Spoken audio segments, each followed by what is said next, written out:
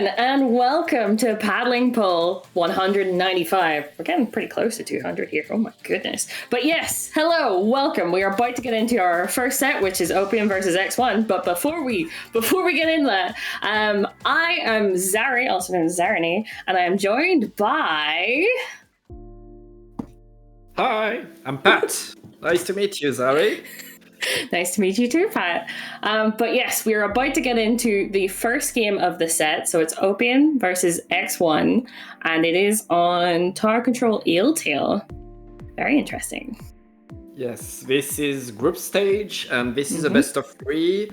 Only 3 teams in that group, so the team that wins this game is pretty sure to get into top bracket.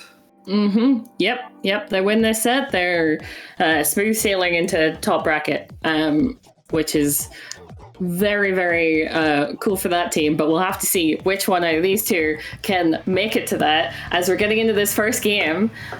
So I don't know very much about these players, but already, okay, no backline on one team and then an E-leader. And obviously... Yes. You know, the rest of it's like missiles versus E-leader by the looks of things. But straight off the bat, very obvious play there from both teams trying to get into mid, trying to see who can get the first splat there. And already a crab, because of course. Crab so fast already. Both machines are down. This is Splatoon 3, yep. Yep. Oh, look, another crab. But yes, it's already not... Well, it's even like...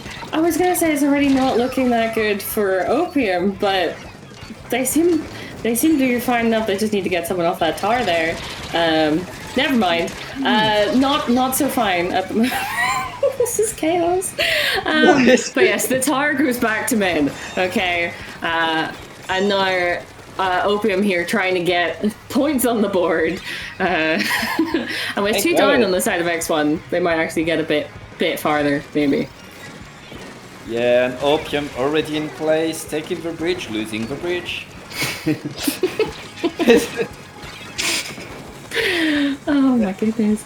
Yep, and there goes the tower back to mid. What a surprise. But yep, a 2 down on the side of OPIUM. Though it does not seem that oh wait.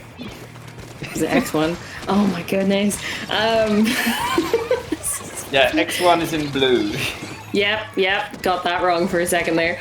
But yes, 2 down on the side of X1. But also, still not very much movement here on the objective just quite yet. It's still just moving back to mid, as it tends to, and staying in mid. But it does seem like X1 is going to be able to get another attempt at a push, but there's a crab. Yeah, what a surprise. It's really on what team manages to take control of the enemy bridge first, and until then it's gonna be a deathmatch. Yep, pretty much. It's gonna be very back and forth. Yes, indeed. And that was actually that was a good play from the sloshing machine there, because a trade against a crab that hasn't killed anyone else, that is a trade you won. But this is looking good for OPIUM there. They're getting a lot more of a lead to work with. But we've been seeing X1 comes out and normally will wipe them up a bit, but that doesn't seem to be happening right now. They're getting kind of very focused, one after another, which is really not helping them. Yeah, they still managed to get to the checkpoint, and they're still there. When you occupy this space, like, you can crab tank. I mean, what else could you do? You have one weapon in your arsenal, and it's crab, but... Trouble! Just glass on the side of X1. And... Yes, indeed. But... OPIUM just gonna keep pushing that checkpoint. Yeah, I guess we and get look it. are they gonna get through it? There we go. They did get through that checkpoint. which makes it even easier, but they're gonna have to be careful now because there's only a crab and a sniper alive. That's dramatic. There's a main weapon with it too, you know? Yeah. But that's not important. Definitely not important. But yes, one down on each side at the moment, and the tower is not moving quite yet. But it does look like X1 is, getting prepared to put a crab on it. Though immediately that Flingza goes down, and it does seem like their push is kind of getting a little bit delayed there because of that person behind them. They're gonna have to be careful of that sniper, but the sniper fell, which is not a good place to be as a sniper. Not a good place. Oh yeah, it all comes back to this. Like, OPIUM is just seeming to be able to focus the players of X1 together at times, and that really is not helping X1. Like, they are 2v2 at the moment, but in the last 10 seconds, you need to be able to make a more concerted pushing effort, and they might be able to do this. Oh, that ended up being slightly not what they wanted for those missiles, but you keep pushing. There's 3 down. This is possible. This is very possible. Oh, there's a crab. Oh no, there's a crab. There's a crab. There's a crab. There's a crab. Oh, that was a good, valiant comeback there, but they just could not quite. Not against a crab. It's like both teams were good in fights. It's just that X1 did their push way too late in the game, and just one crab was enough to stop it. Where OPIUM managed to get that push earlier. And that was it, I guess. Yep. OPIUM got a little bit further, a little bit earlier, and then could just kind of focus on making sure they had a crab in position at the right times. Worked out for them. Also, which I'm not getting confused again, because they have the same comps except for a sniper and a Flingza. Which one had did the winning team have the fling? No, the winning team had the sniper. Right. Yeah, they had I'm gonna write that down. Write that down. But yes, so that's interesting. I did see the Flingza did end up going down quite often, which was so they didn't get as many missiles out as they would have liked. Like, it was in 1v1s, it was in trades often enough, but when you have a Flingza, it's there for a reason, and that reason tends to be the missiles. So it is interesting that might have also not been in X1's favor. But yes, anyway, moving on. The next match we're going to be seeing is Splat Zones on Museum. Though I think it is important to note, by the way, that every second match is Splat Zones. You'll see that throughout the entire tournament, I do believe. But so. Oh, yeah. Yeah, important to know. Yes. So I don't know if we'll be seeing anything else different coming out from these teams. Maybe, but unlikely. Okay. Never mind. Never mind. Both teams get a change. X1 gets the Eliter, and OPIUM gets the Squelches. Yes, they do. Okay, that's interesting. Well, Squelches, yet again, very useful for keeping up that paint on the zone. They always have been, but you gotta keep your crab. At least one crab. Like, what game are we playing? Splatoon 3. You need a crab. Okay, how about we try not saying crab for 30 seconds? Okay. Yep, so people are dying. This is not good. The splash got a kill! Kill! There's the main weapon, I told you! It does have one. It's such a surprise. It's a good main weapon! Yes, but you don't see it so often. It's just, you don't see it. You see It's special. I almost said it. But yes, this is, funnily enough, not looking good for OPIUM here. They cannot get out of their plot there. They can't get to the zone. And with only one person up, this is not looking like it's going to change anytime soon. Yes, and that's the wipeout. Yeah, this might be a KO. They just have to be careful here and just keep them back. Yeah, there you go. Definitely something you can do with Splatoons. Cover it and then kill people. That's all you need. Yep. And that's what X1 just decided they weren't going to have a long game. They weren't going to deal with the possibility of that being an issue. And so there you go. Yeah. I mean, if you get that fight on the platform, like the enemy is constantly thinking, do I keep the fight or do I try to go paint the zone? And you just need to keep the fight there. Yep, because if you can keep them in that fight, then the zone just keeps ticking. Yep. Ticking. And even if you go to the right and you completely ignore that, there's normally a black backline of some kind that's sitting in mid, and they'll see you the second you drop. So Museum can be very like that.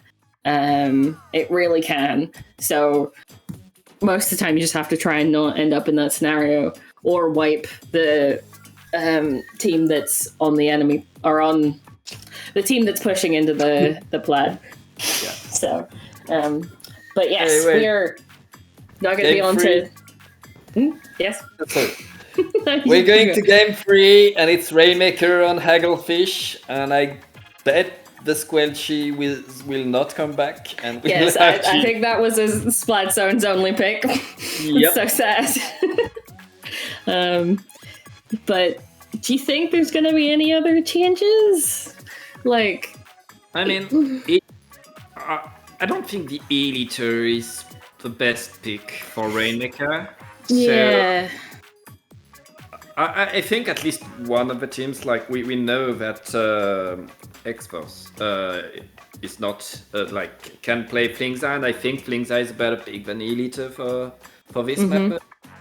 But yeah, I would say that would make sense for them to go back to Flingza, but it'd be interesting to see if OPIUM also drops their E-leader, or maybe just I don't know what to expect from them because they've been constantly E-leader, but I wouldn't be too surprised if they did.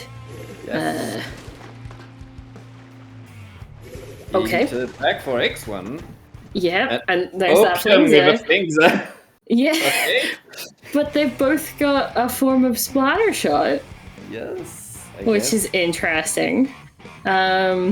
Diversity. Yes, we're actually getting diversity. We still both, there's still a splash on both teams, but cool. That's to be expected. And yeah,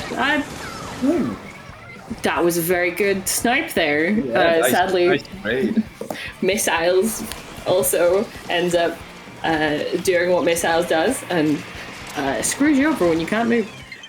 So still both teams are still quite evenly matched here in mid. They're trying to look for that, to be able to get at least 2 down before they try and do it. That'll do! Yep, that'll do! 3 down, it's just the machine getting a trade. Yep, that will be checkpoint. Definitely be checkpoint. And already the crab in position, making the pressure, and that's more points on the board for OPIUM. Yep. Yes, that is. 27 is definitely a place to start from. That is a very good push that they've got there. And that's not the end of a push. No, but that E-leader is the only thing standing in their way, and is able to get quite a clutch kill there. Oh my goodness. That was important. 10 points, and now X1, they have to grab the Rainmaker. They don't want to leave it there. No. That would be a terrible idea if they did that.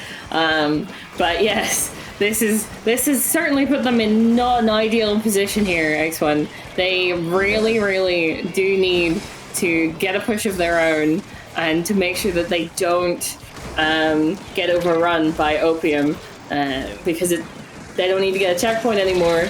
They just need to rush it. So X1 needs to be careful here with the Rainmaker. Right now, X1 just fighting just to get into mid. Yep. Fives and Booyah Bombs. Wait, is that it? Is that the checkpoint? Yes, it is. As soon as they can get up there. But yes, this is immediately not looking great for OPIUM. But yet again, X1 need to get to like 9 before that's actually a lead. So it's still 2 down on both sides, but one of them's a sniper on the side of X1, and they're gonna get wiped from that. Yep, not ideal. It's a good attempt at a push, but they need to get further. Yes, and thanks to the wipe, OPIUM, they just need to paint ahead. They can repop the Rainmaker once it resets. That's big for them, because right now they want to take as much time as they can. Yep, they're here to just stall, make it as difficult for X1 to get a second push as possible. That's all that they need to do. You don't need a push, you just need the enemy to not get one. Yes. If you can keep them away from the Rainmaker, that works. Like, you can kill them to keep them away from the Rainmaker, or you can just pressure them. But you do have to be careful not to overextend yourself. Because the last thing they want is for that Rainmaker to be unprotected. Yes, which, like, is this right now, I guess. Oh! Never mind! Never mind, it is protected!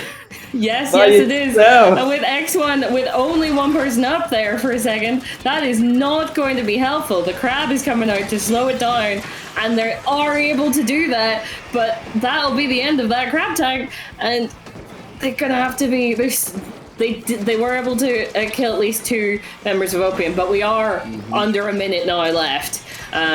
So X1 has got some ground to cover. Yeah, and again, they're forced to grab the Rainmaker on their side of the map and to fight just to get into mid.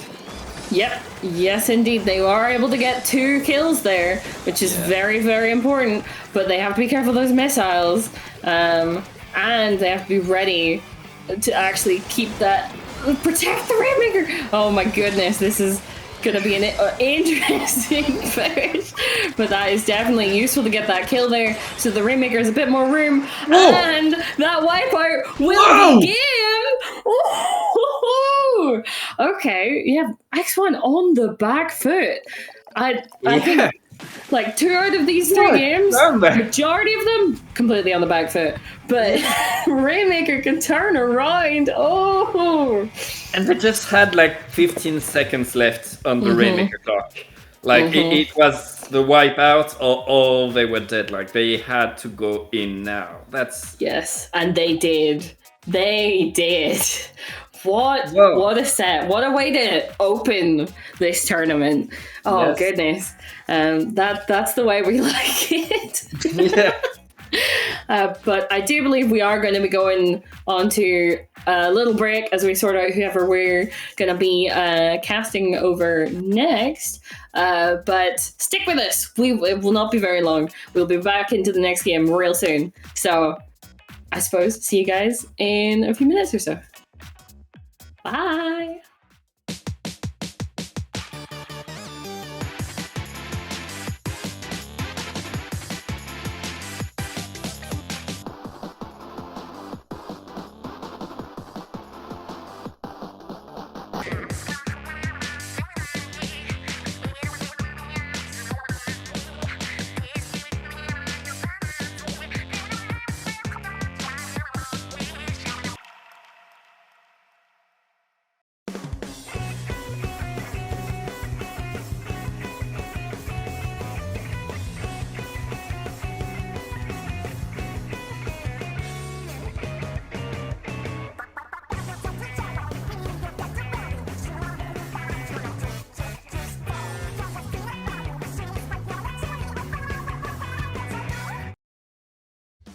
Splatoon Stronghold, a stronghold for competitive Splatoon, providing resources to long-timers and newcomers alike. If you're new to the competitive scene or still figuring out how to join, we have a getting started guide and plenty of other resources to help you in your journey. If you are a seasoned veteran, we still have plenty to offer. You can find and join tournaments as well as participate in our Captain Forum and find free agents and teams. Our mission is to make competitive Splatoon easily accessible to everyone. So what are you waiting for? Join the Splatoon Stronghold today!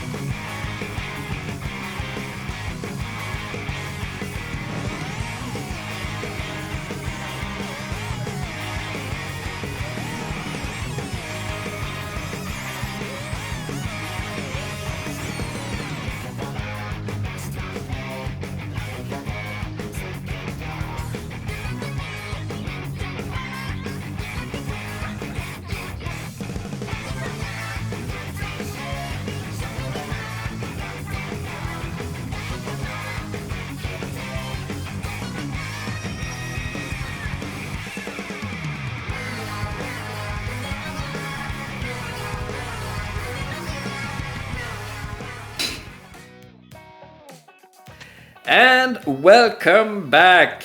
It is Paddling Pool 195 and this is round 2 of groups. Yes. I am still with Zari and I'm still Pat and we are here to watch Ozone versus DMYBD. Yes, I will tell you, I will get that wrong. I can confirm that. I can promise you that. I will say DB instead of BD, but you'll know what I mean. But yes, we will be shortly getting into the first match of the set, which I do believe is going to be Clan Blitz Scorch Gorge. But don't know very much about these teams. Hope that we get... Well, right. I say less crab, more difference. But you can. There's some things that you can only wish for, you know. We are playing Splatoon 3. A splash does exist, and crabs are meta. So there's some things you can only ask for and just expect less. Low expectations. That's where we keep it. But yes, this will be interesting to see what we get from both teams on for Clan Blitz. Like it's an interesting place to start a set. Rather than, for example, Tower Control or even Splatoons. Even though we're not doing that, we get them every second one. But still, it's certainly like not default. Do you know what I mean? Your comp is unlikely to be as default meta as you'd expect from some of the other modes. But yes, thoughts about Clan Blitz on Scorch Gorge specifically, Pat? Well, I mean, it's a pretty wide map. with a very open mid, and if you can manage to get control of top mid, you can use your crab tank on it to really pummel the enemy and then put a crab tank on their platform under the basket and score a lot of clams. So yes, that's. Yeah, I don't think I've ever seen a crab tank on any map before. So that's such a strategy. I wonder if the teams will use it. But you're not forced to use crab tank. I mean, a booyah bomb can do a lot of work too. So does missiles, and that's it. That's it. Yes, other than that, yes, what other specials would people even use?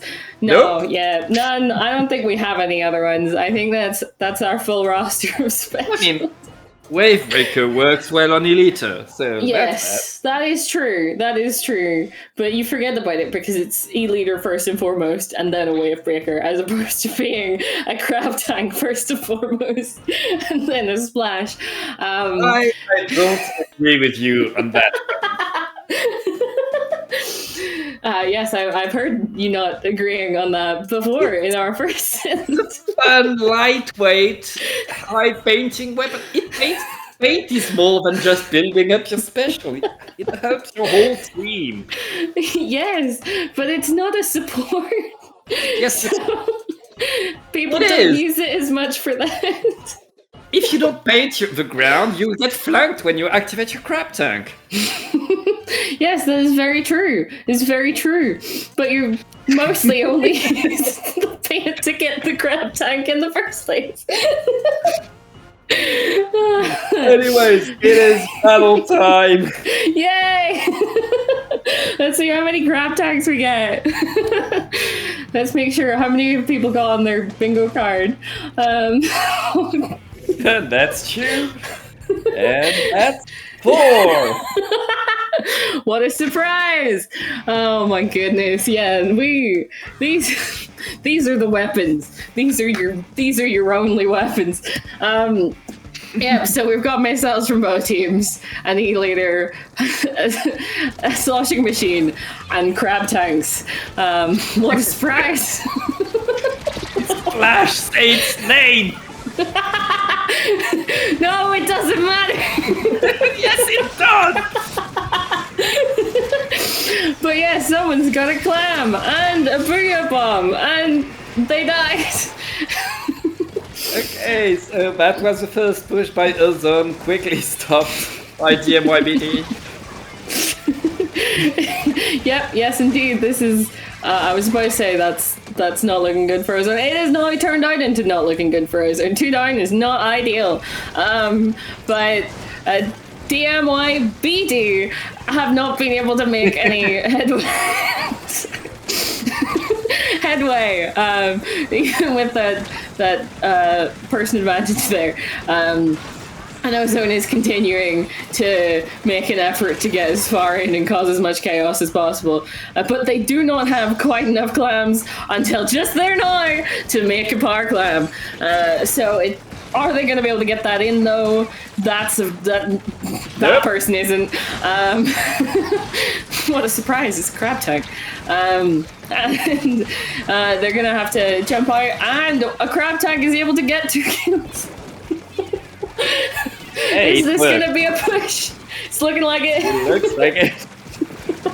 But the crab tank trying to stop the push. Ozone in the right place, but they don't have a super clam. Yeah, they lost that super clam, and they finally were able to make another one and get it in, but that's 3 down on the side of Ozone. I do not think that place is not going to be able to do anything from the grave, so that will be the end of the first push, and almost immediately, DMYBD have gone back and are ready to make a counter push. Yes, they have 17 clams, but no ball yet. They are trying to make it. There we go. Oh, a lot of points could be scored there. Yes, indeed, though they are still trying to keep getting more clams, be able to actually do more damage with that, and that's already below 60 there. That's a good push. Are they going to be able to keep it going? There is still that pity that I think they're trying to get it in, but They are. That is very well done from DMYBD. Every time I have to read it. Yeah, it's okay. But yes, it's well played from them. They're going to have to now be careful for the next push that Ozone is going to try and make here. They have a lot of clams, and they're going to be able to make two power clams, and get them both in, which brings it straight down to 50. How long are they going to be able to keep this open, and how many clams are they going to be able to put in? Well, it's looking like a lot. There we go. That is lead. They're still in there. They're still making it. Just chaos. Flash does things. It does. I love the way you said that, and then the splash died. Hey. But yes, well played. You know what's great for collecting clams? A weapon that can paint the ground and move fast. Yes, it's very good for that. You know what else is good for? Getting crab tags. But yes, that first game will go to Ozone. Oh my goodness. Yes. But DMYBD had a great push too. That was quite back and forth, and Ozone not ready to seal it yet. Ozone still can't get it back on Wahoo World, on the worst map mode, on the worst mode for Wahoo World, of course, Zone, because the bridge is always open, and you always have two routes to meet. Who needs two routes to meet? Yes, I don't particularly like Wahoo at all. Anyway, like it's not a roller map. I don't like it at all. It's really hard to be sneaky, but I also do not like it on splat zones because getting to mid or flanking or anything is just like good luck. So long, you're not gonna get there for long if you even do. But yes, it will be interesting to see if we get the same comps from both teams. Like, they can work. Would you? I'm not sure about that E-leader. Either the other team is scared and picks another E-leader. We get an E-leader versus E-leader. Or I'd say it's possible we don't see E-leaders at all. I don't know. I think Eliter is really good on this map. Like, really? Okay, here's me thinking that... just knife across the zone, and that's pretty useful. Yeah, okay, then yeah, I'd imagine that we'd probably... Yeah. I'd imagine then that we'd probably get an E-leader versus E-leader, more likely. And then 2 crab tags in each team. And a Booyah Bomb, because Booyah Bomb is so good with, the shape of the zone specifically. It works really, really well. So, it's just going to be...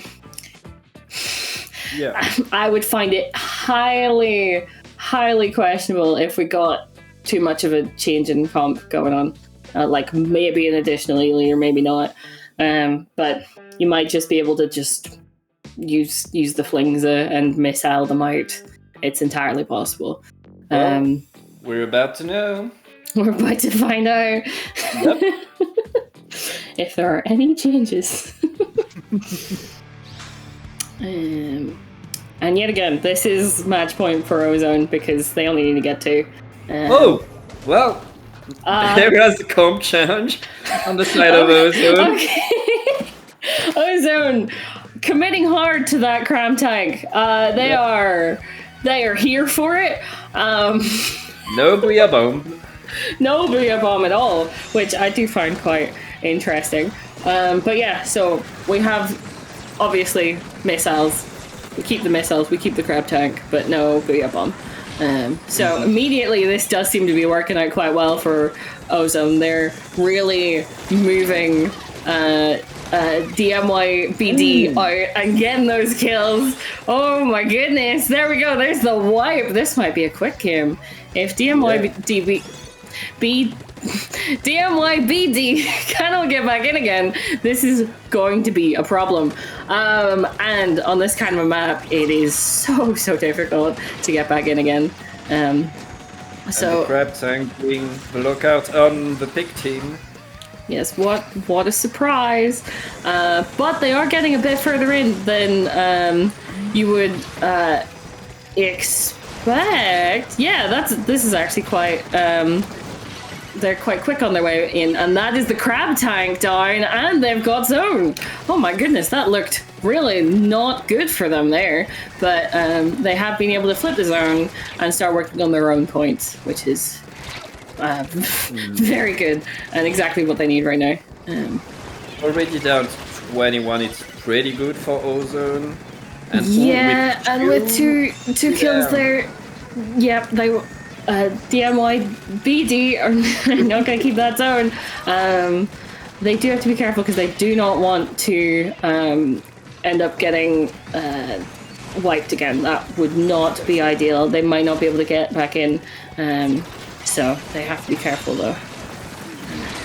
Ooh, but they get Ooh, that's two down. Yep. Plus Yoshi's left. Yoshi, you have to run away. Run! That was very good jump out so that they didn't end up being that staggered from their team. They do have those penalty points though to work with, but they need to be careful. If they aren't careful, then it would be very easy for them to end up getting wiped again and not even get to touch the zone. But this does look like they're going to, or at least I spoke too soon. Yep. Did look like they were gonna be able to start working on their own penalty points, but nope, not yet.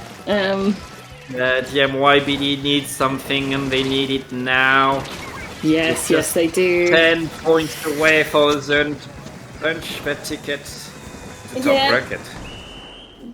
And that is not going to be it for them.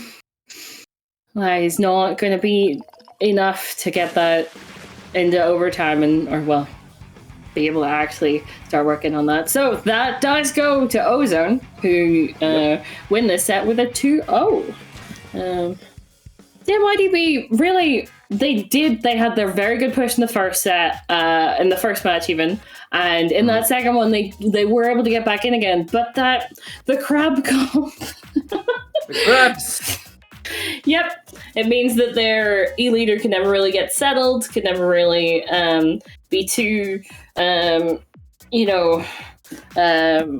never really get into a place where they can just snipe freely, which, that's exactly what you're looking to stop as the enemy team, because they can do a lot of damage.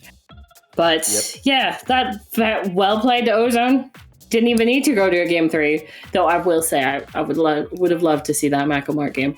But that does mean we will be finishing this set here, and we'll be going on a quick break to go see if we can get another match for you guys. So we should be back in maybe 5 minutes or so. So stick around, and we'll be right back.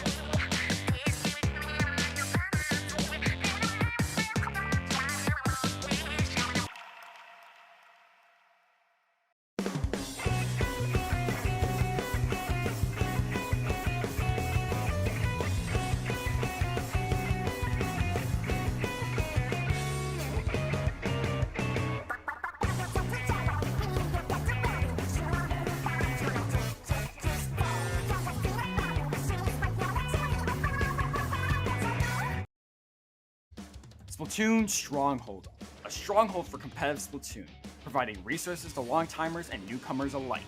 If you're new to the competitive scene or still figuring out how to join, we have a getting started guide and plenty of other resources to help you in your journey. If you are a seasoned veteran, we still have plenty to offer. You can find and join tournaments as well as participate in our Captain Forum and find free agents and teams. Our mission is to make competitive Splatoon easily accessible to everyone. So what are you waiting for?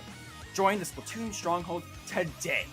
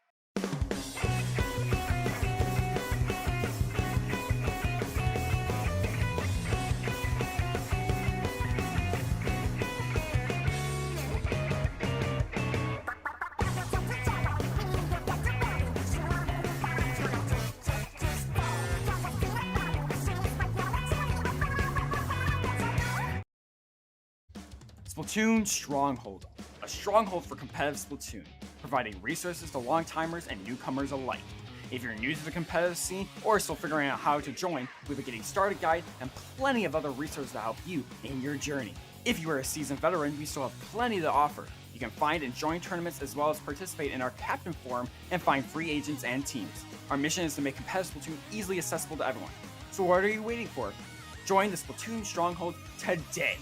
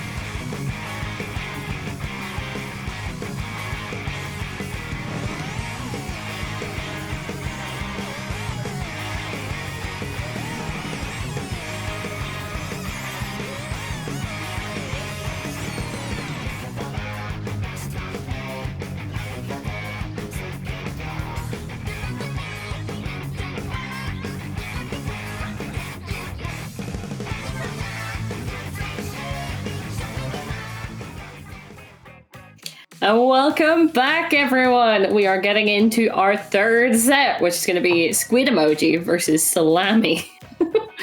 So we are starting on Rainmaker Undertow Spillway, and I do believe it won't be very long until we're into this first match. But thoughts on that, Pat? On Rainmaker Spillway, it's always so weird to move on this map.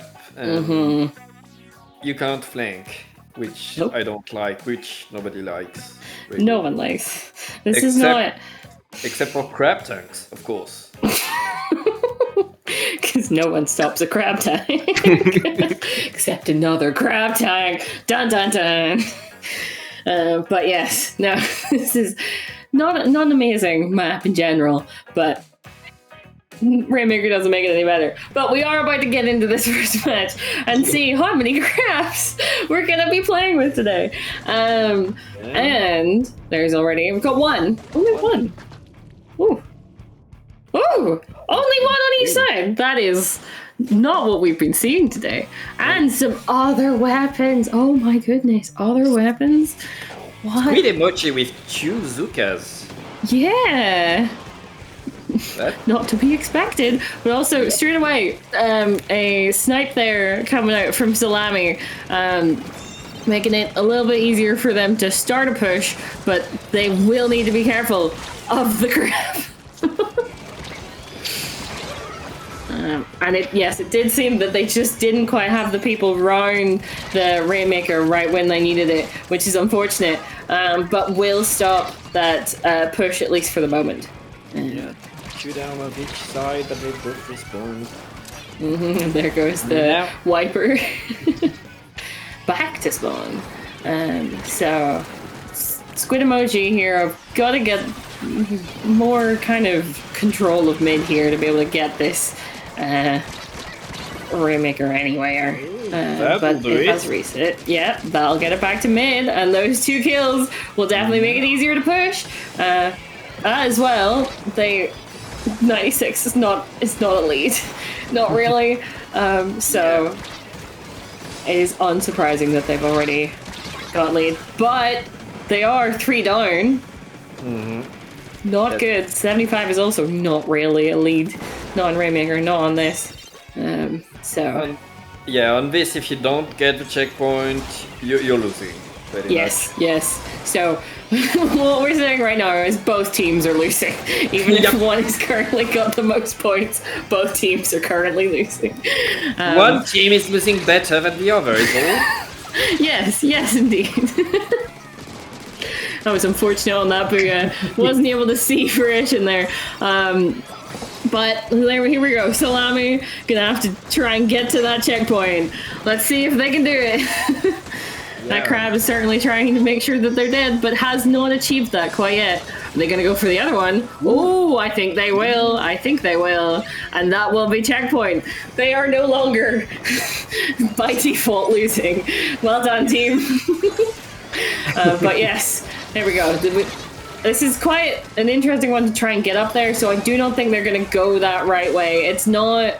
Going right is mostly suicide.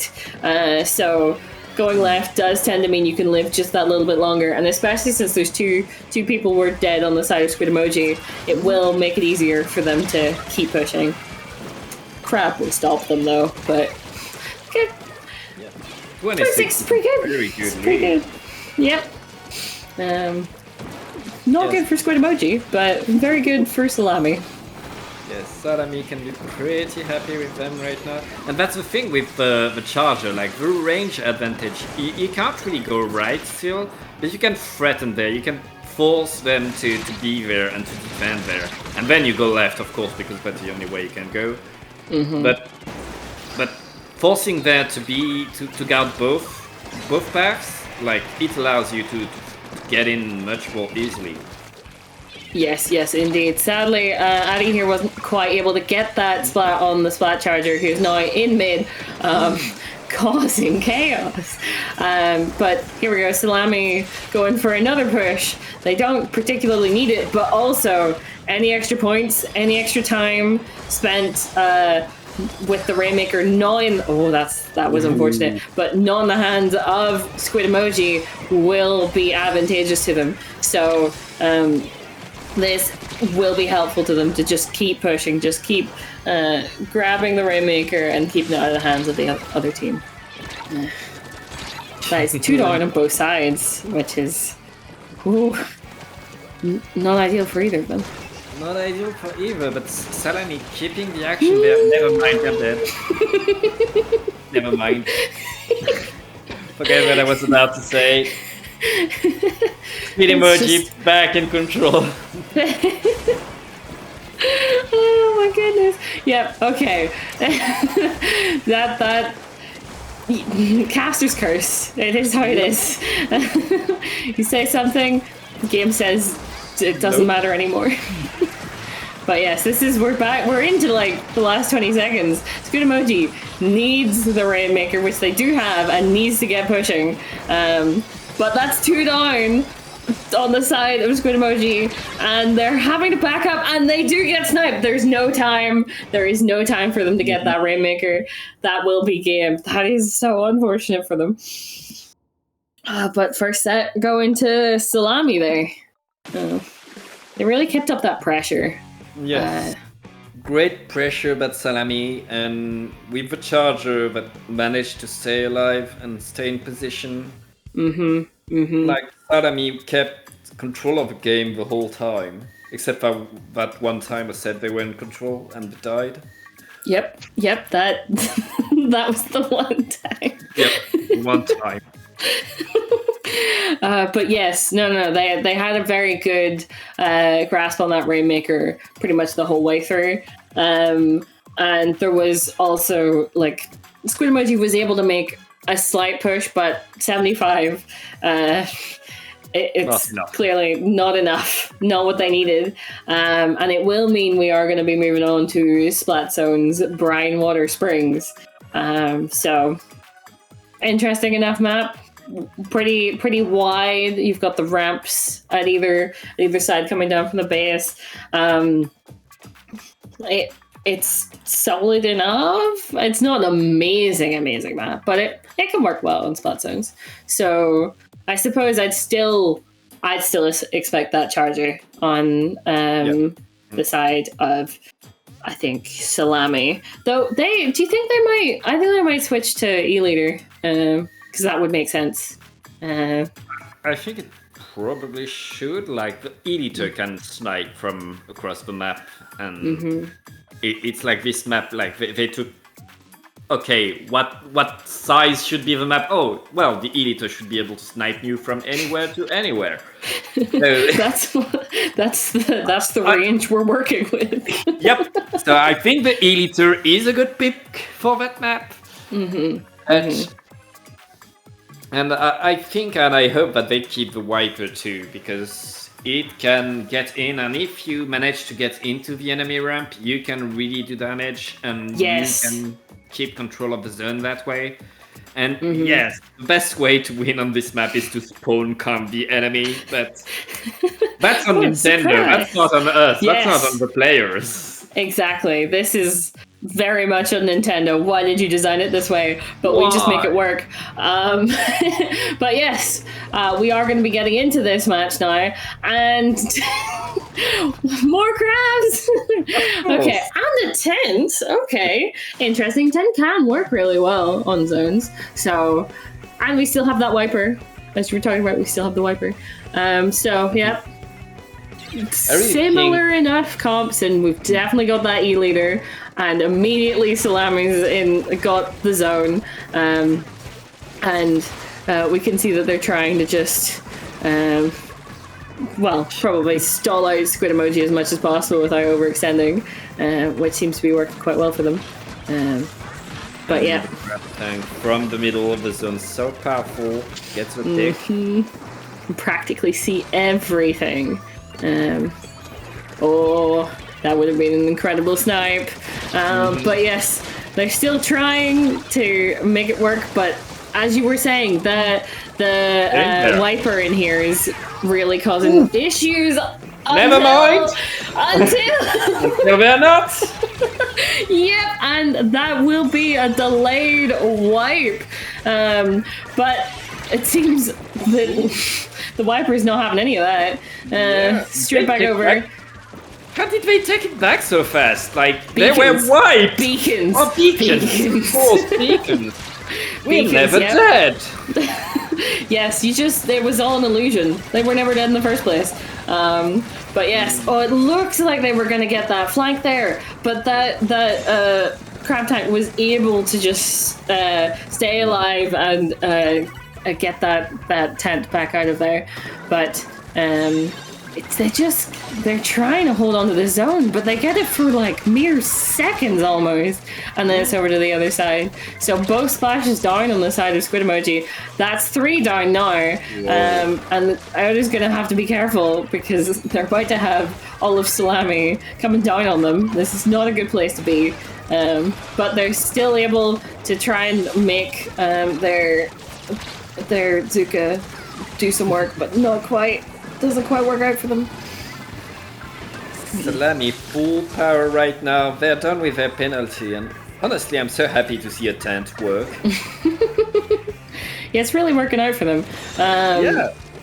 And not even just the utility, but the tent itself. They are really making that weapon work. But they're getting those fights, and Mia with the Wiper right now doing so much work. Being right in the middle of everything, and especially I think at that point they were pretty much on their own there in mid, and just surviving on 2 or 3 other players. But yet again, working through these penalty points, Squid Emoji really need to get in there, but get in there carefully, because last thing they need right now is to die to the likes of the E-Leader or the tent. They need to get that zone. They need to keep it. They need to keep it. Squid Emoji, you need to keep the zone. No. You applied penalty again. Yep. Iota going for that flank, but not able to do much with it. And that'll be a wipe. That is not what they need. And that E-Leader is not letting them get anywhere now. Yes, oh dear. The tent and the Wiper are already there to create maximum chaos. Oh, they have a Crab Tank, but it's not enough, and it's not on zone. So there really isn't much they can be doing. But that is unfortunate for Squid Emoji. They gave it their best shot, but Salami was just on fire there. The synergy they had between them and their survivability was just incredible. They had that E-Leader to back them up at all points, and even when they did get wiped, beacons. They weren't dead, not for long at least. So well played by Salami there. Well deserved, but that will be a 2-0. And I do believe this is probably one of the last group stage matches that is going on right now. So very shortly, we will be getting into the bracket proper. We will be out of group stages and into... Is it single elim or is it double? I think it's single elimination. Single, yeah, I thought it was. But yes, we'll be getting into single elim and actually able to see how some of these teams that have been separated across the group stages will actually fare against each other. So... but for now, we're going to go to a break and sort out who we'll be seeing next. So, see you guys shortly.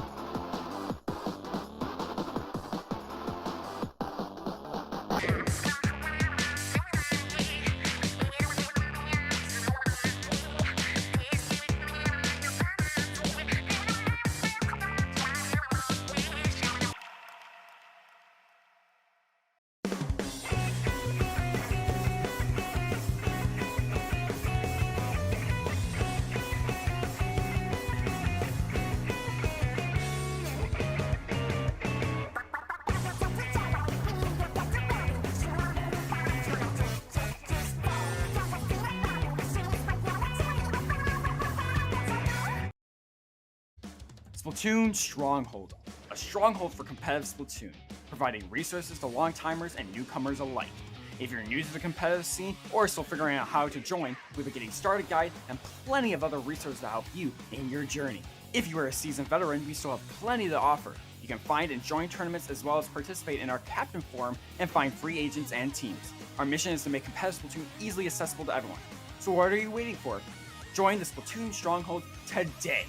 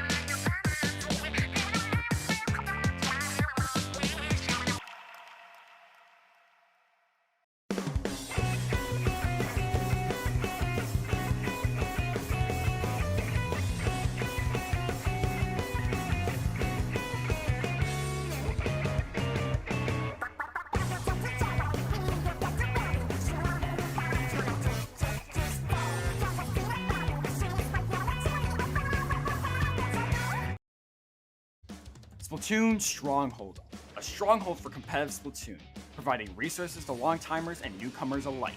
If you're new to the competitive scene or still figuring out how to join, we have a Getting Started guide and plenty of other resources to help you in your journey. If you are a seasoned veteran, we still have plenty to offer. You can find and join tournaments as well as participate in our Captain Forum and find free agents and teams. Our mission is to make competitive Splatoon easily accessible to everyone. So what are you waiting for? Join the Splatoon Stronghold today!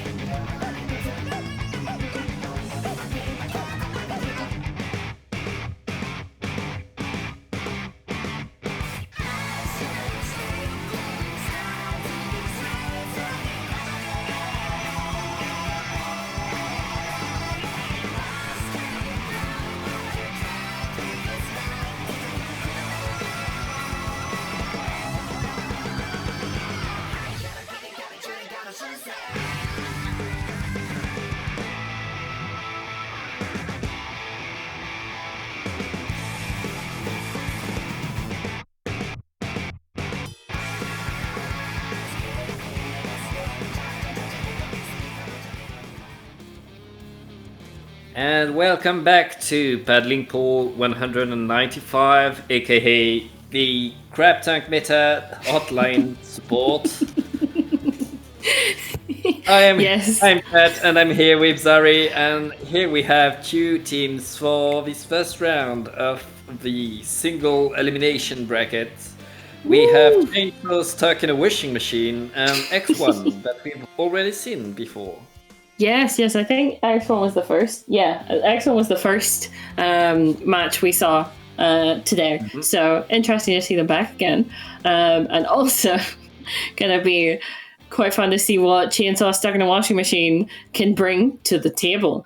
But we already know when it comes to X1 that they do tend to have a flingza and a lot of crabs. I do believe. Yes, they do. Yeah. And also they have a washing machine, so let's see what Chainsaw does about that. Yes, indeed. Will be interesting to see if that washing machine can change things up a little bit. So, anyway, let's get into this first match, which is Tower Control Sturgeon. Ooh. A good old Splatoon 2 classic. Indeed. Alright, E-leader, both sides. Chainsaw in a washing machine on the side of Chainsaw, stuck in a washing machine. No surprise there. And also, yeah, that tri-slosher. Interesting, because normally, as we've been seeing all day, you would have a splash. So very interesting to see that they've not got a crab on their team. But we'll see what happens. So currently, both teams only have one person. Oh, never mind. Both crabs down on the side of X1. That is not ideal for them, but will mean that Chainsaw can get there first. Get to move that tower first. So we'll have to see how long we can. Still, very good snipe there, but that crab is looking for that E-leader. The Puya bomb will just end that. But X1 did lose the majority of the players there, so that push keeps going. This is not looking good for them.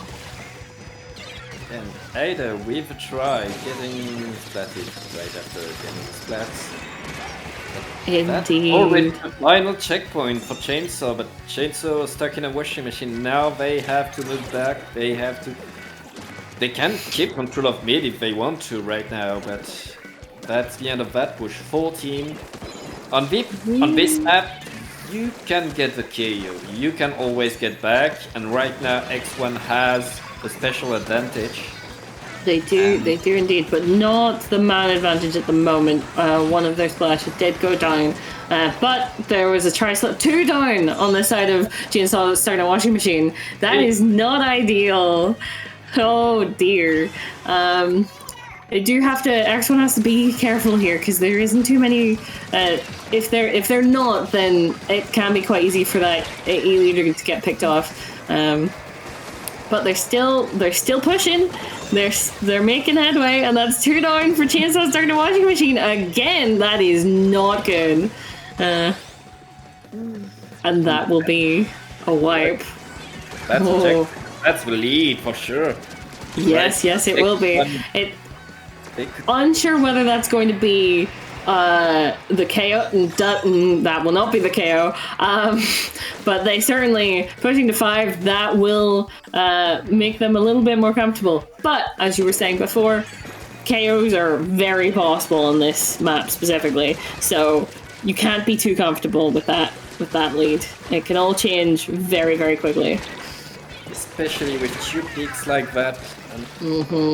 But right now we're playing tower control without any checkpoints. It's just even more reason why you can't be comfortable. The game's not over. You cannot get complacent. But yes, X1 here with was a lot of coverage in mid, but they do seem to be coming back out here and seeing if they can try and Chainsaw, that is, try and get mid, but they seem to be kind of just stuck in their own kind of core area. This is not going well for them. It seems like they keep getting picked off one by one. They are very separated, and it does seem a little bit like they're feeding in a little bit, which is not good whenever X1 is right at the end there. That is not ideal. Not ideal for Chainsaw stuck in a washing machine. Yeah, that'll be the first match going to X1. But also, it was before X1 got that push. It did seem much more in Chainsaw stuck in a washing machine's favor there. I do still think these teams could be very well matched, but once X1 got that momentum, was able to actually get the tower that far, even whenever they got pushed back out, they didn't go too far, and they didn't let themselves, or like Chainsaw stuck in a washing machine, actually get that momentum going in their favor, which is, I do believe, what won them that. Because as we were saying, Sturgeon, it's very easy to lose whenever you've got like a 5, like your lead is not a KO. So just have to be careful. But like well played to X1. Chainsaw stuck in a washing machine, they got one great push. And X1, they got 2. And that's all it takes. Like, once all the checkpoints are over, it's the first team that pushes, that gets all those specials, and that just can get in and win. And just take the game. Yep, once those checkpoints are gone, it can run away from you very quickly. But yes, so we will be moving on to the second game of the set, which is Inkblot Art Academy on Splat Zones, which pretty solid. As map modes go, pretty good. I'd imagine we would still see similar comps. I don't see much reason to be changing them. Like, I'm not sure if Chainsaw will just stay completely with their comp. Yet again, they didn't have a crab, but they did very well without one. So yeah, I'd say similar comps. That's what we'd expect. And a little bit of a change. We've lost a try to a splatter shot there, but not very much of a change. Not really. So we're just going to have to see if Chainsaw is able to make anything... Well, okay. I guess they can. Yeah, that's a good start. Yeah, they weren't quite able to get that other crab, but 3 down immediately. Very, very well played. Oh my word. And yet again, the X1 is kind of just stuck there on their plat for the moment. But now that's 2 down on the side of Chainsaw, that will mean that X1's able to get that zone and start to work on their own points there. But is X1 going to be better able to kind of keep Chainsaw in their base? Because that's what Chainsaw stuck in a washing machine weren't quite able to do. So yep, they get this is Booyah bomb in, and well. It's just one splash left alive. He needs to get away. Yeah, and he's able to run. He's able to get out, but yet again, straight back over to Chainsaw stuck in a washing machine. There, it's all about who's able to keep it for the longest. And with already 1 down on the side of Chainsaw stuck in a washing machine, it does not look likely that they're going to keep it. There you go. There goes the flip.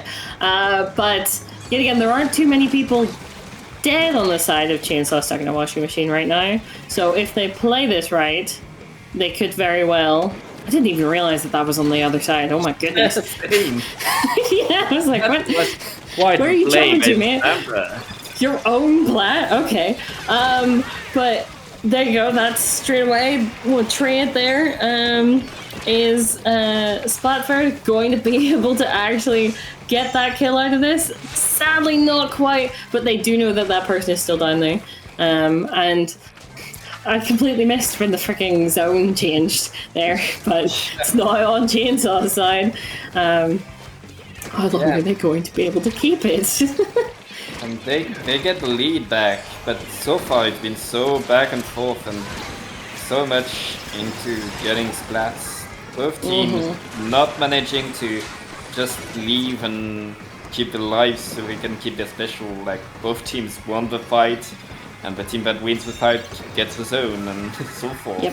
Yep, which we are just seeing. The screen is flashing left and right with the splats. Just coming out of nowhere. You think their one team has the upper hand, and they don't keep it. And so yeah, that was X1 here trying to work down these points, but Chainsaw stuck in a washing machine are having that zone back. What a surprise! Oh, Mikey, they're trying to get that snipe, but getting sniped back before he can do much about it. And Eleven, the other E leader is getting some good snipes there. They're alone right now. Yep. They had to leave the zone because the E-leader did the work, but all their teammates were dying in the process. Yes, indeed. They aren't going to be the one that's going to be able to keep the zone. They just have to be able to stay alive. So that was a good play on their part of backing out. You can, let them take the zone for a little bit to at least stay alive as the back line. But that's 2 down on the side of Chainsaw stuck in a washing machine. This is looking like it's going to be lead for X1, but how much lead? How far are they going to get? And are Chainsaw stuck in a washing machine going to be able to get this back? It's possible, but they need to get to zone. And right now, Chainsaw, they could get it.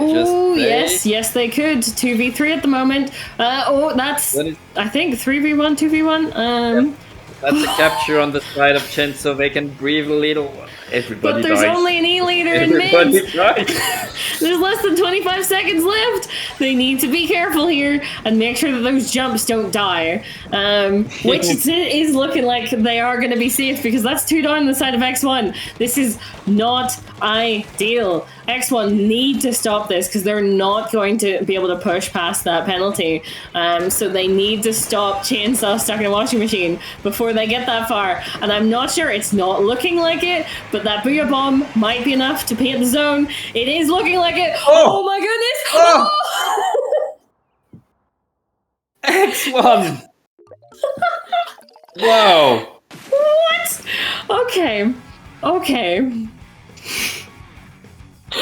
Well, that's a game. That will be game! In the last second, they are able to take that zone back. What a play! Oh, it wasn't looking like it. For the longest time there at the end, it wasn't looking like it was going to be enough. But X1 were able to take it. They were able to stop it right at the last second and take that game 2 and win the set. Oh my goodness. Okay. Well, well played to both teams. Chainsaw there. Like, that game was so back and forth. I don't even know how many times that zone switched from one team to the other, but it was often. But well played to both teams, but that will mean that Chainsaw stuck in a washing machine will be out and X1 will move on to the next part of the bracket. Well played. I do also believe that is going to be the end of our run as your commentators. I think we're going to be replaced by, who was it? Was it Jeannie and I think Riley? We're going to be the next commentators, but they will introduce themselves. But yes, thank you everyone for watching and listening to us as we tell you about this Squid game. I hope you all have enjoyed and stick around for the rest of the tournament. We've still got a number of good sets to be seeing, so make sure that you do not miss them. All right. Yes. So But yes, thank you so much for watching. I have been Zari, also known as Zarini.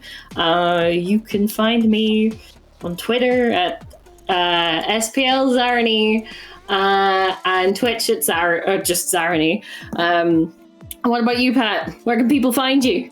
You can find me on Twitter at PatJ or Tom with underscores between. And that's pretty much it.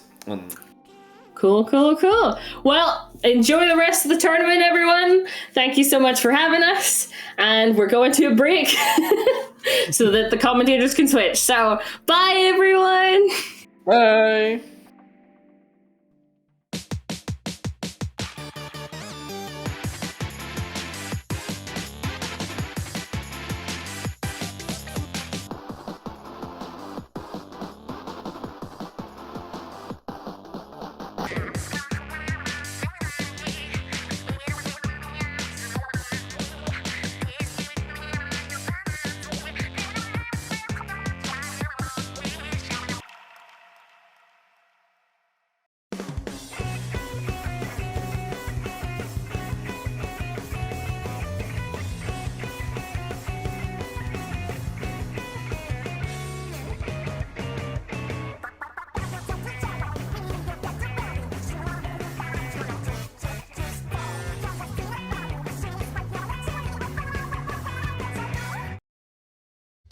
Splatoon Stronghold, a stronghold for competitive Splatoon, providing resources to long-timers and newcomers alike. If you're new to the competitive scene or still figuring out how to join, we have a getting started guide and plenty of other resources to help you in your journey.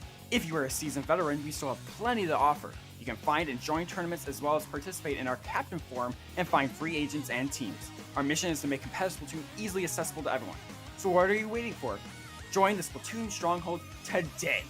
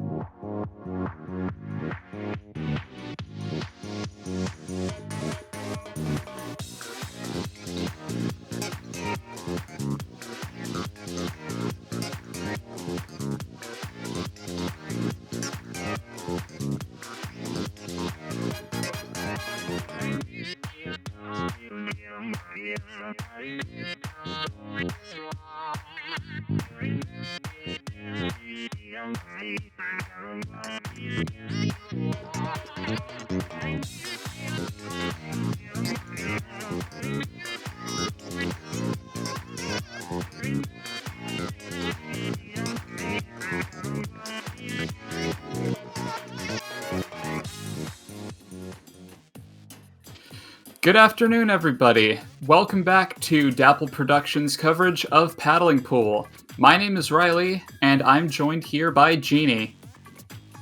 Hello, hello. And Riley, it's good to have you on. It's been a little bit since you've been on Dapple, am I right? Yeah, that's mainly just due to the fact that semester just ended, but you know what? I have the time now, so here we are. So this is the top cut stage of Paddling Pool, of course. We are in single elim format now. I believe this is top 8. And we are going to be seeing ASC Tenshi versus Lightning.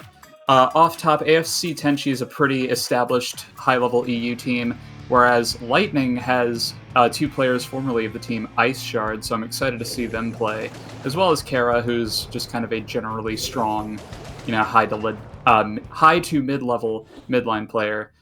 But coming out here, we already see the double splash. Oh, that's not all that surprising. Crab Tank has been so strong. What is also not surprising at all is the amount of object shudders that we're seeing. Object shudder against crab on crab makes you allows you to actually fight in the crab 1v1. If you don't have object shudder, you will always lose here. That's understandable. Object Shredder, just a generally good thing to have here. We're seeing the fight in mid take place. It's pretty split at the moment. We saw both teams lose some players here, but it doesn't seem like much of an opportunity to move up has been presented. But that's 2 down on the side of Lightning, so it seems that ASC will be capitalizing on that momentarily here. As long as Glaceon's still alive on this heavy, there's very little opportunity that you have to really push in. Heavy with the object shredder can really shred Crab Tank as the brush is able to take out 2. This should be able to flip it on its head for Lightning now, actually. Indeed, they get brought down here, but that still put a pretty big stop to, ASC's push. So now, with 3 down on the side of ASC, Lightning is already pushed up quite a bit. They have the crab at the ready, and they have the power clam waiting on standby. So now that will be when that going wave breaker is able to cause some chip damage with the crab tank, that forced another member of ASC Tenshi down, just the junior, and the Stamper alive. But here comes the actual Stamper special coming in and get some work done. Unfortunately, hits the wall and is not able to take out that Splatana. That was such a devastating play. Indeed. I didn't even realize that was the Ink Brush Nouveau, so it's cool to see that thing here since there wasn't really much hype for it when the kit was announced. But it's still very early in this game. This isn't really the largest push in the world. Seb able to get a nice pick on the heavy here with 2 down on the side of Lightning. Make that 3 down. That's going to be a great opportunity for them to push up. The machine, it's caused enough. It's gotten 2 by itself. It has the Booyah Bomb. Could be looking to get a 3rd, but smart just to use it to shut down all the angles for ASC Tenshi to get back in.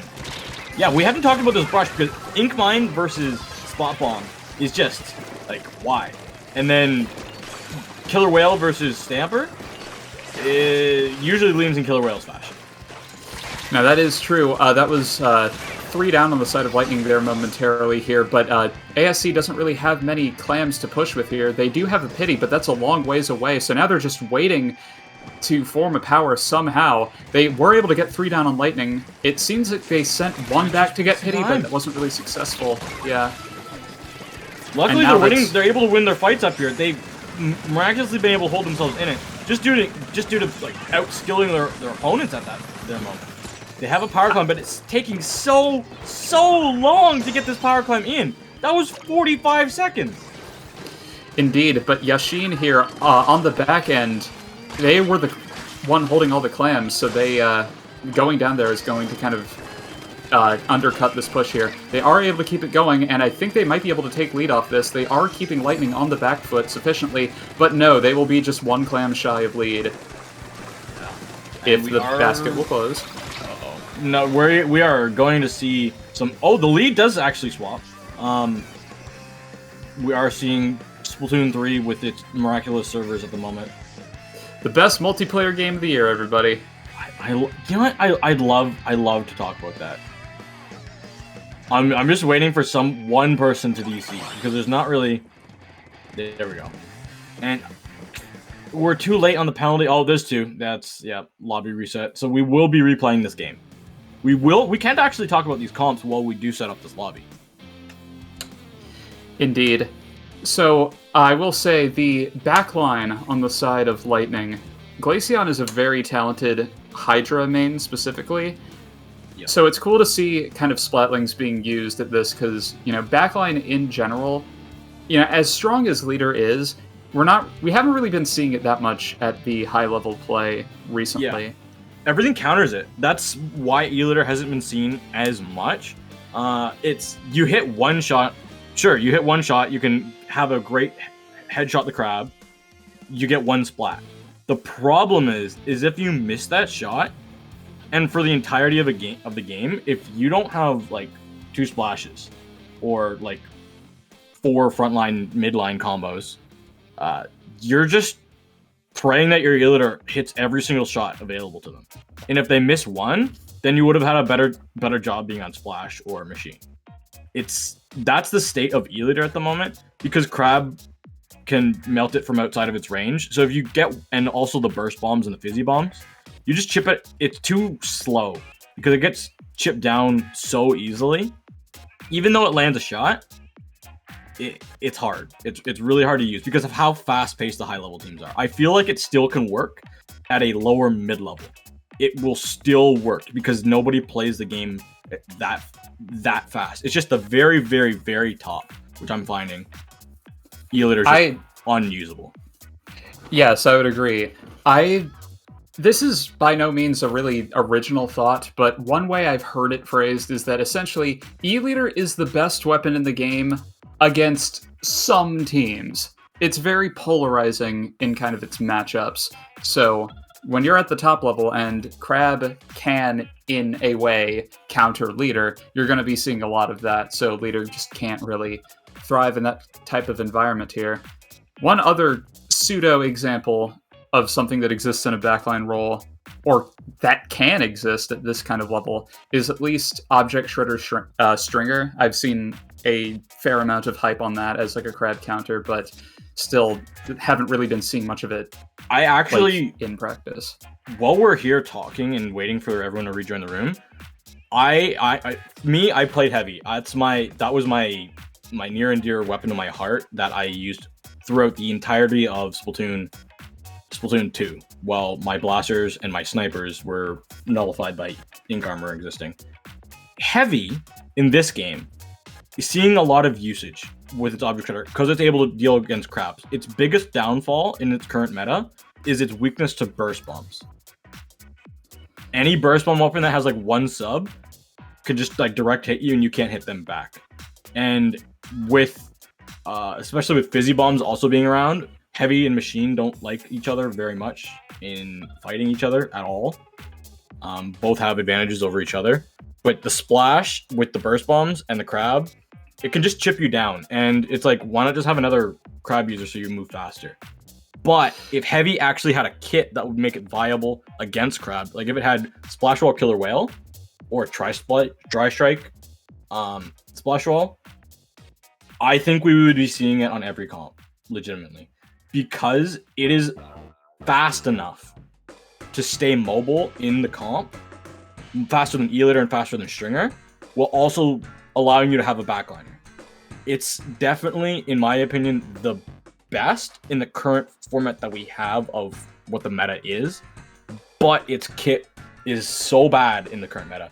Wavebreaker does nothing for it against Booyah Bomb and Crab Tank. Realistically, Crab has to go in ball form or else it takes 45 damage. But like that, it really doesn't care. It just If it had, and also it's sub, it doesn't have a sub. It just doesn't have one. Now that all is fair. I'm not really a Splatling main, so I can't really comment on, what I think is good for it. But yes, that's a definitely understandable position in the sense that, like, it does have mobility, but it just gets outsped by Splash all the time right now. So, it just doesn't... biggest hurdle is burst bombs. It's not the fact that Splash, because Object Shredder can make you deal with crabs a singular crab at a time very easily, actually. It's the fact that you take half damage from a crab fight. And the problem is, when the Splash comes out of the crab fight, out of its crab, it'll throw a burst bomb at you. And you will get splatted and be sent back to spawn by that burst bomb. That's why it's so powerful. Oh no, we get to talk some more. Oh, okay, cool. Well, yes, that all is very much true. This is... I don't remember exactly who said this, but that's just kind of the problem that Crab has right now, where it's being extremely over-centralizing, where it feels like everything that is super hot in the meta at the moment exists because it either pairs well with Crab, it has Crab, or it can kinda sorta counter it. That's why Machine is so good. Exactly.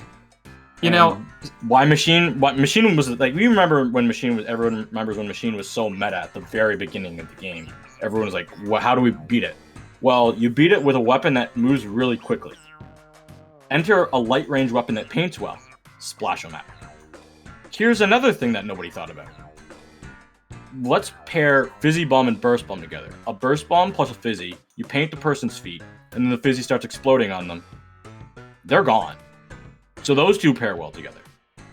And even though Splash on the weapon counters Machine at times, like a lot of the time, just due to the fact that you swim through the Machine before it can splat you, Machine counters Crab Tank.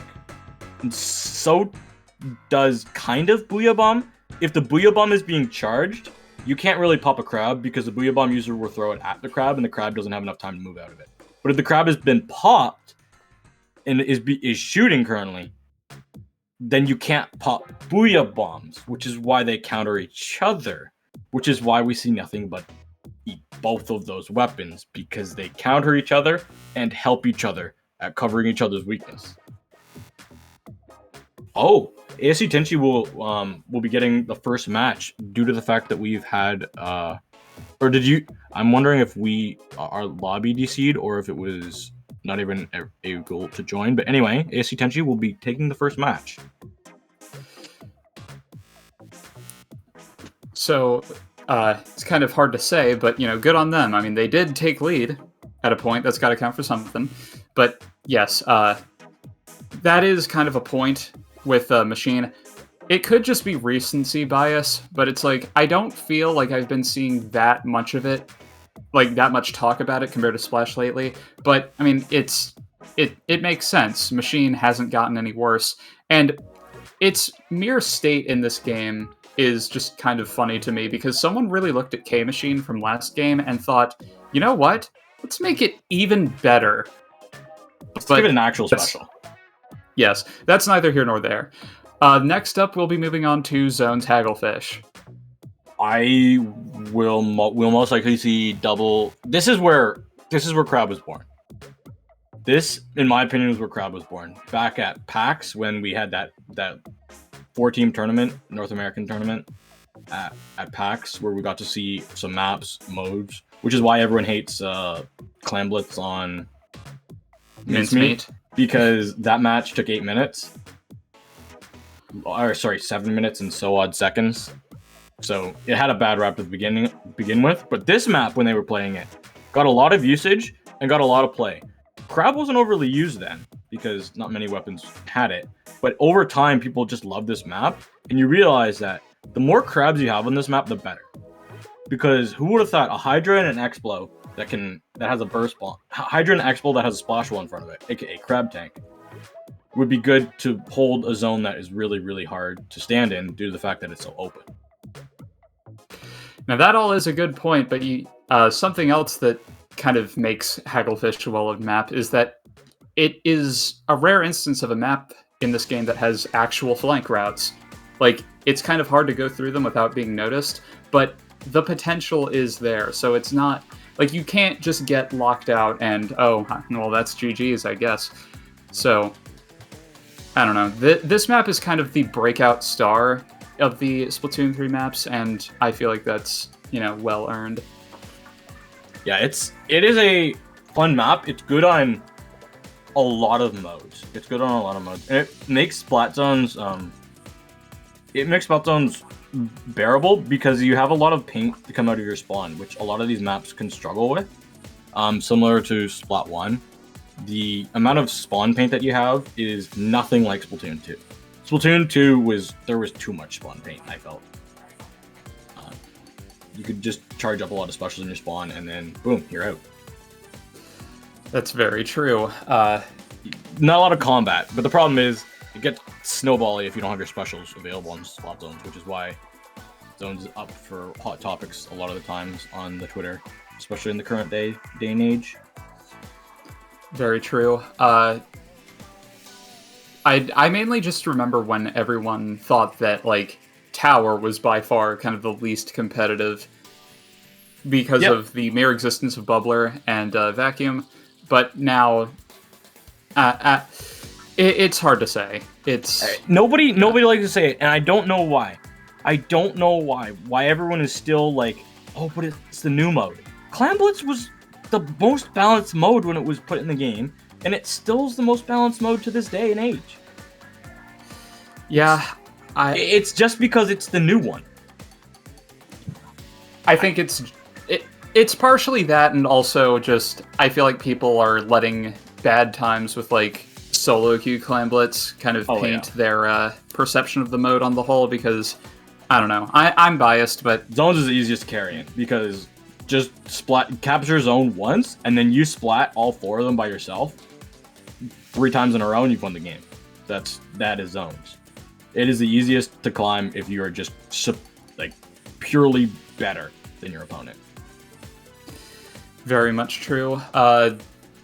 They have taken stances in other modes such as Rainmaker to mitigate that kind of, you know, easy cheese potential, as it were, which, you know, it's debatable as to how successful that was, but the attempt was made, and I think that was a really smart thing to do, personally. I think it was really successful, actually, with the checkpoints. Unfortunately, some of the checkpoints you can't really defend them well, but you know what? I think we're in a game, finally, after two lobby DCs and a match awarded due to a host DC. We are here at match point for ASC Tenshi, Zone's Hagglefish Market. Yes, indeed. We see Glaceon going to their signature weapon, the Hydra, and in fact, Lightning will be coming through with the double splash this time, whereas ASC Tenshi has opted for the C Junior.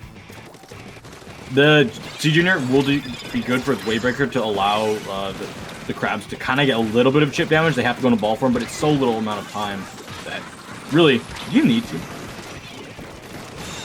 Yes, very true. But that's a choice 2 down on the side of ASC Tenshi. The stamp coming through, and Tato moving forward to kind of wreak havoc here with this player here on the splash already kind of Tato going Tato, indeed, showing just how underrated of a weapon Ink Rush can be if you really put in the time with it, to be honest. It's people know it's good. It's just they don't want to lose a finger in the process.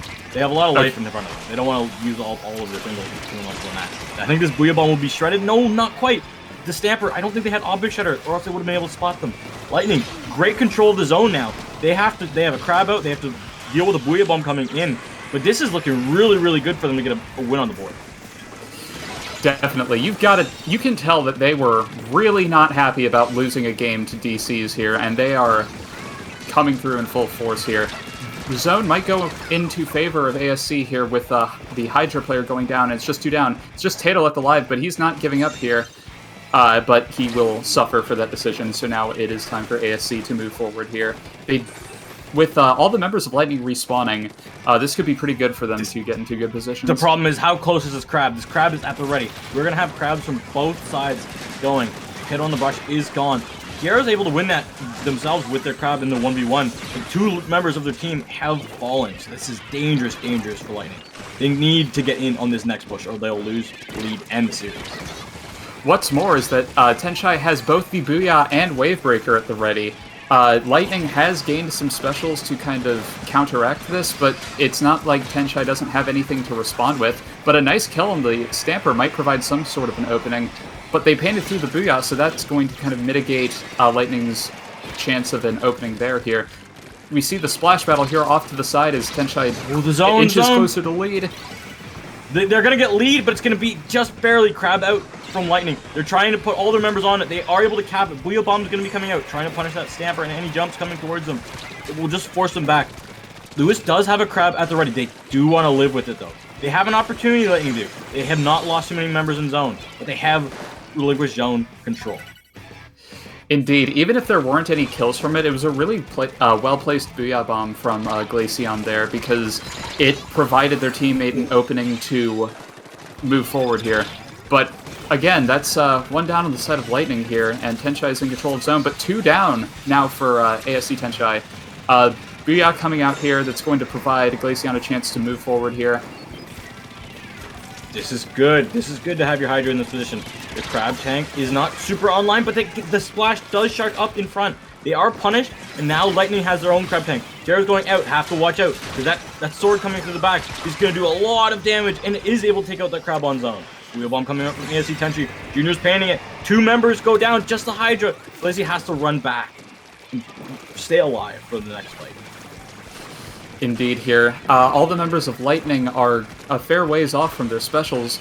Seb here trying to kind of poke out in their spawn, but in a sense it's just kind of providing paint for Lightning to build specials, but that's 2 down now. Tato popping the stamp isn't going to get anything out of it, and it's just the 1 splash left here. And ASC Tenshi doesn't have much penalty left either, so they could just push up here if they so desired, and they have the Zipcaster at the ready as well. There it goes. If anybody falls here, this is dangerous. There's 2 gone. Crab is out, and it's being pressured so heavily. I don't think anyone can get to the zone from Lightning. Tato goes on, but dies to the Booyah Bomb and the Wave Breaker combination. That's going to be ASC Tenshi taking this series in a 2-0 fashion. That was a beautiful effort from Lightning, but unfortunately, I feel like when it came time for them to actually push back in, they just kind of buckled under the pressure here. Not to mention a lot of... There was a lot of good usage of stuff like Zipcaster to kind of keep Lightning on the back foot. So, overall, it's kind of unfortunate how Game 1 rolled out, but that was still very well played from ASC Tenshi, regardless. Yo, I gotta say, big shout out to Negus. How was your stream, bud? That thanks so much for rating us. That means a lot. And yeah, I did see you were playing a little bit of Odyssey there at the end there before I hopped on mic. But yeah, thank you so much for the raid. Indeed, thank you, Negus. But regardless, I do believe that, yes, this is a best of 3, so we will be moving on to the next round of Top Cut momentarily. Yeah, we are going to be getting our next match on board. We have to figure out which teams we will be watching. But we will be going to our winners quarter. So, oh no, that will be that will be top 8. That will okay, be true. Yeah, we were in top 16. Fair enough. I believe we will. Actually, we should be getting a move on really quickly. I'm gonna just check to see how close we are into finding our next team, or if we're going to break. I don't think we should, because we did have a lot of lobby issues and a lot of DC issues, so we are a little bit back on schedule for stream. So there are matches of the round that we are currently watching that have ended, actually. Zzz has moved on 3-0. Indeed, that's the only match at the moment that I'm seeing on my end that has finished, but hopefully there will be some sort of opening for, us to get in. We can also watch just ASC Tenshi move on throughout the bracket, if that ever comes down to it. Yeah, that works. Kind of unfortunate that I don't believe Challenge has any sort of way to let you update scores throughout, so that we would know how each set is going at the moment, sort of like how Battlefy does it, but what are you going to do? Yeah. I believe we do have our next match that will be coming up very shortly. Oh, it is. There we go. It's on our stream. And while I pull up the rosters for everybody, Riley, would you like to introduce our two teams? Yes. We are going to be seeing Ozone versus... I'm very sorry in advance, but I believe that is Cachuetes, I suppose. Now, these are two, again, EU teams. I recognize them from Ludi. Cachuetes, I believe, got Div 2, and I recognize the player of Kenta, who was previously on the team Daylight, back when they had a pretty good run through low level. And Ozone, this name might not be immediately familiar, but this is... Actually, well, Ozone just had a Ludi set on our, on Dapple last week. They had a really, really good showing. They are currently Div 1. Yeah, that was a Div 1 matchup. Okay, for some reason I was thinking Div 3, but I must have gotten that confused with the previous season. Point is, this is seemingly a rebrand of the team OFBO, who is a very old French team. Yep. So, excited to see these kind of experienced players take on a relatively new blood in the form of Cachuetes. As soon as we're able to get into the lobby here, we can see the maps and whatnot. Well, our maps are counterpick now. We are going to be starting on... Why did I close? I've opened all of these on my tabs. I accidentally closed all my tabs. Now I have to open them all again. I was all prepared. Trust me, I was a good commentator. Splatoon's Museum de Alfonsino. That is where we are starting. Very true. This map is kind of strange. I do... Like, as a Dapple main, I feel like this is one of its best maps, so I'm kind of inherently biased. Not to mention, it's another example where you do have a definite flank route at the ready, which is very nice because I feel like otherwise it's rather lockout happy map. So, you know, it's good to see that kind of design come back, as it were. Yeah, we do. I do have to say, you did an amazing job at Cachuetes, because I would have just gone full like English pronunciation of butchering it. Damn, fair enough. Mm-hmm. Yes, but it seems that we have all the players in the lobby now. I'm looking at the roster here for Cachuetes, and I'm recognizing the player Snoo. I believe they used to be on the team Valiant, possibly, aka Essence, who recently disbanded. But yeah, we're moving... Oh. Let's go. Okay, let's go. We're bringing the curtain down, production. We are bringing Majora off of the bench. Majora is playing in this game. Let's go, streamer. Can we get some Let's Go streamers in the chat, everybody? This is streamer differential. Indeed, this is no longer a tournament stream. We are now going to be kind of reviewing someone's gameplay. Nah, I'm just kidding. The lobby just died.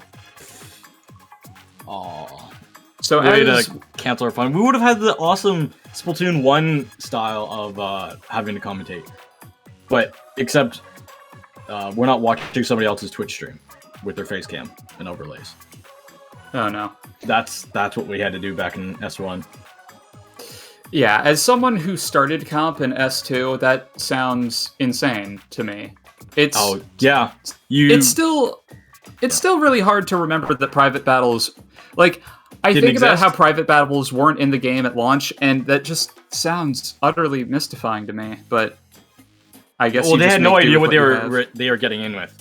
You could not let's be clear, when Splatoon 1 was released, you could not play ranked with friends at all. And the only way to play with friends in S1 was to join a waiting room to join their turf war. And if you wanted to swap weapons, you had to leave and swap weapons again.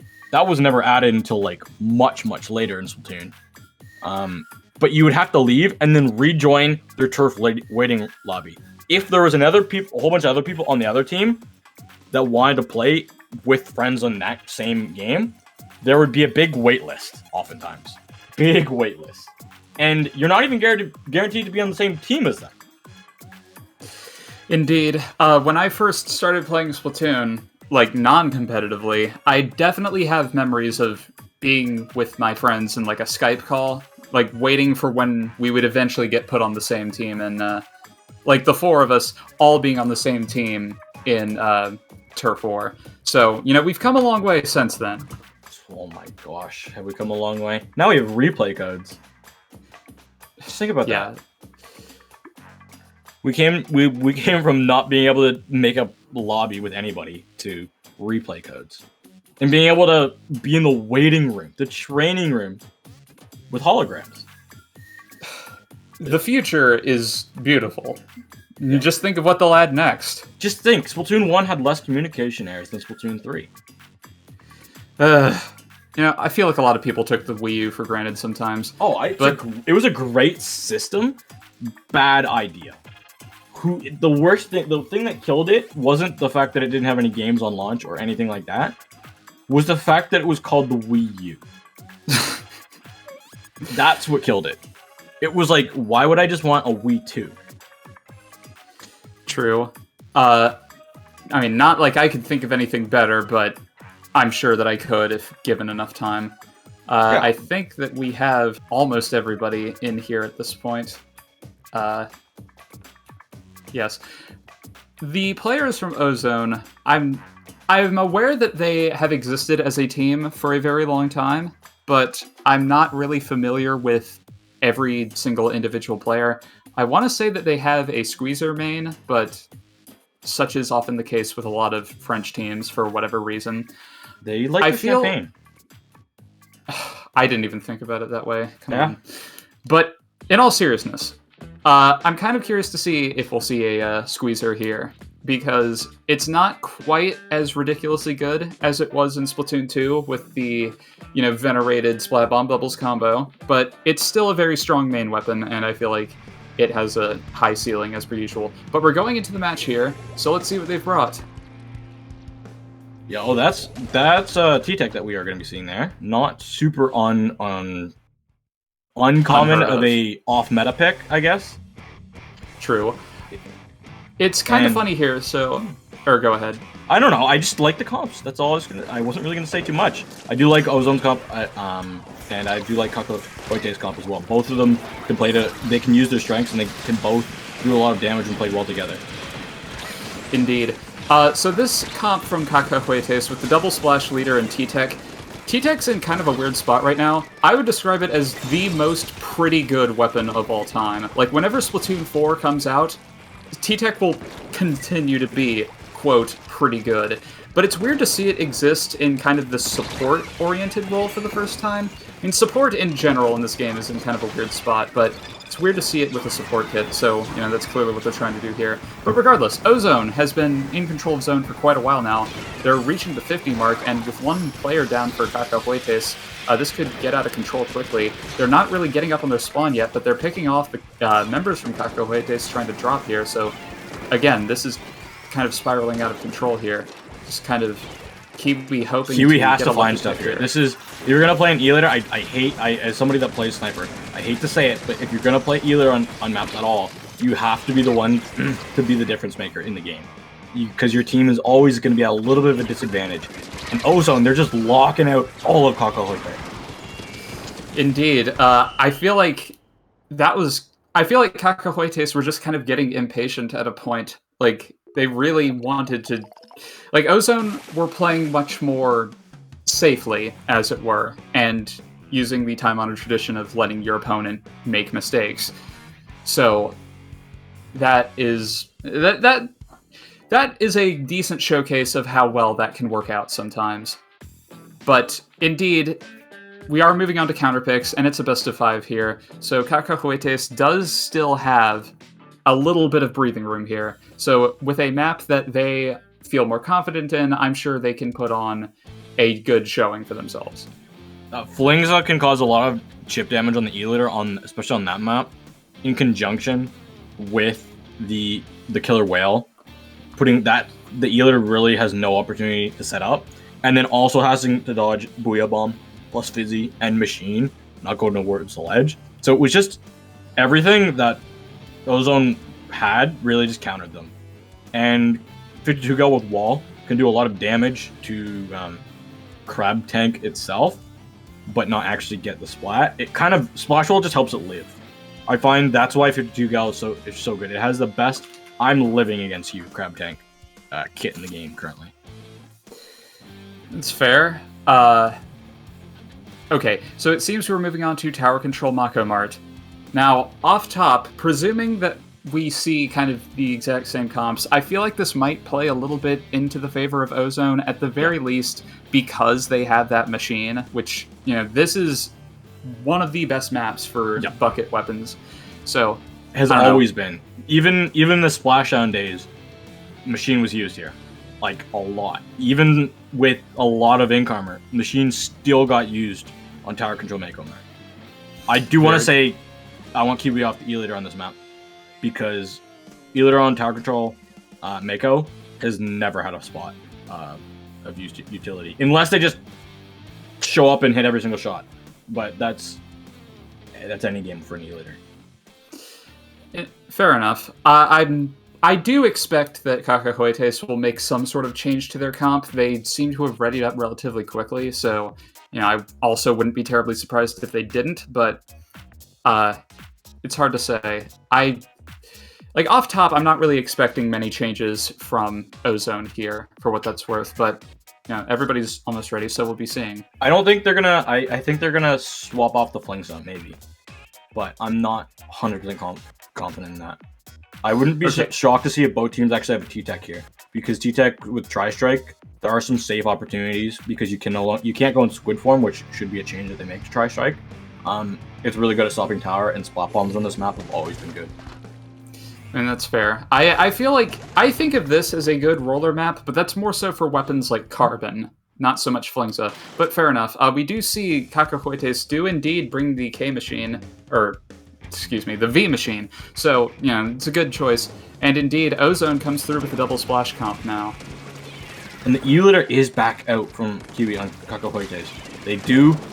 This really locks their team into a position, because they have to watch out for all these missiles, the crab, and a lot of just overall chip damage. This is going to be Ozone's opportunity to really start marching his tower towards his first checkpoint. Indeed, we saw Rainbox looking for a pick, but they will get forced out, and now that's 2 down on the side of Ozone here. I think Kiwi was getting a good snipe there. Wavebreaker coming out, trying to look for any flanks. They do see the K-Machine going for a flank here. They haven't quite given up on that yet, but it does seem that yeah, and now that's 2 down on Ozone yet again. Cachuetes hasn't really pushed up yet, but they are making an effort to do so now. You see Snoodu looking for something here, trying to bomb out the crab, but not really getting much out of it. But the Booyah Bomb coming through will take out Rainbox, and that's 2 down on Ozone yet again. This is a really good opportunity for Cachuetes to move up and make that 3 down now, forcing Fitz to jump back. Yeah, Fitz has to get out of there. They are over 50% through to their missiles, make that 75. They get to missiles so quickly. This could do a lot of damage on the second checkpoint, but they're already through the first. This is going to force E-Litter off, and the specials have mostly been used for Cachuetes. I want to see if they can lock down this second checkpoint. Indeed, but even though the leader has gone down, they do have the crab at the ready here. Omega trying to take on a 1v2, but they will get the pick out of that. Very impressive. And Crab Tank plus Tri-Strike. That's allowing Cachuetes to really get through the second. They're on their way to the third. Snooze got very chipped down, but they're still fighting. They're still fighting the splash, using the advantage of the T-Tech, the more range that they have. All the way down. 1 second left on the checkpoint. No more. The checkpoints are all gone. Either going to be running towards this tower, seeing how many more points they can get. All the way down to 6. For Cachuetes, that is absolutely massive. And only now is Snoo jumping back. All that time we were looking at the tower, he was going off in their base. So, yes, that was definitely a very good push from Cachuetes. We're seeing now why this was a good counter pick. I take back everything I said, to be honest. Yeah, well, it's going to be found out there by Machine and Snoo. Cachuetes, they're trying to get back in. They're trying to figure out a way to not super hard feed in, but they have been taken down by Rainbox. Rainbox does find one, has those burst bombs out onto the plat, looking for more damage, sees that the E-Litter is trying to shoot at the tower. Fitz is going to fall down just before the checkpoint has gone through. Will they be able to get it? Yes, Ozone will be able to get through. Indeed, that was a flank from Omega, I believe, that was able to bring down Fitz, but they will get caught off by that, and now it's a 2v2 scenario here. Lucky is trying to continue the push, but they're under a lot of pressure from Omega and Kiwi, and Snoo for that matter, and indeed they will get brought down for it. even though it's still 3 up for Ozone, this could be a decent opportunity to move up here. Although Ozone does have the missiles and the crab tank at the ready to. Oh, and there goes the crab tank eventually. missiles combo. It's gonna be good with Eel or Kiwi. Able to find one shot. Does land another on the crab tank, but that's only gonna be 50% of the armor gone. Rainbox still able to find one spot. Will they be able to find more with the burst bombs? No, not quite. This is good for Ozone if they really want to get through the second checkpoint. They're gonna have to find a lot of good value with this Booyah Bomb. Indeed, and the Booyah on the side of Cachuetes is nowhere near it. Cachuetes needs to make a move now here, but they're all kind of pinned backwards. Unless the crab tank is able to get some sort of insane fall-off kill, that's going to be it. Machine, the But trying to go Omega- for it. Fits against tower all the way through. More people are scrapping all the way around it. 1 point. That is all that's on the board left for Ozone before they were going to knock out. There's still life for Cachuetes in the series. Oh my goodness. Yes, we still have a minute left here. Omega is trying to fend off Rainbox. They're sending everybody after this guy. And he's still able to get the pick on top of that. This guy is going insane here. Now, Rainbox, they're doing a really good job just to do a lot of damage around the sides of the map. Doing a whole lot of damage to Cachuetes so they can't ever get set up truly in mid. Indeed. Omega kind of being forced to burn their Booyah early here will force back Ozone for at least a little bit longer. They do have the crab tank at the ready here. We see Lucas trying to go for something. They're in kind of a bit of danger, but they're able to back out successfully here. But we see like 3 members of Ozone able to kind of pair up here. They are able to bring down the K-Machine. Crab tank under a lot of pressure, able to bring down the splash as well. We see Oath here kind of sharking the ledge. The T-Tech jumped out. Snoop, who's going to be able to touch tower? Okay, luckily the tower got pushed forward by Ozone, but if they had just left that mid, there would have been no opportunity for Cachuetes to get it. They have forced Tri-Strike out. They don't have many specials left. 2 members are gone, just the Ealer and the T-Tech, and that will be Ozone taking game 2 of this best of 5. That was a ridiculous comeback right there. Cachuetes definitely put on a really good effort. I do want to give them credit. They definitely showed far greater signs of life in that game.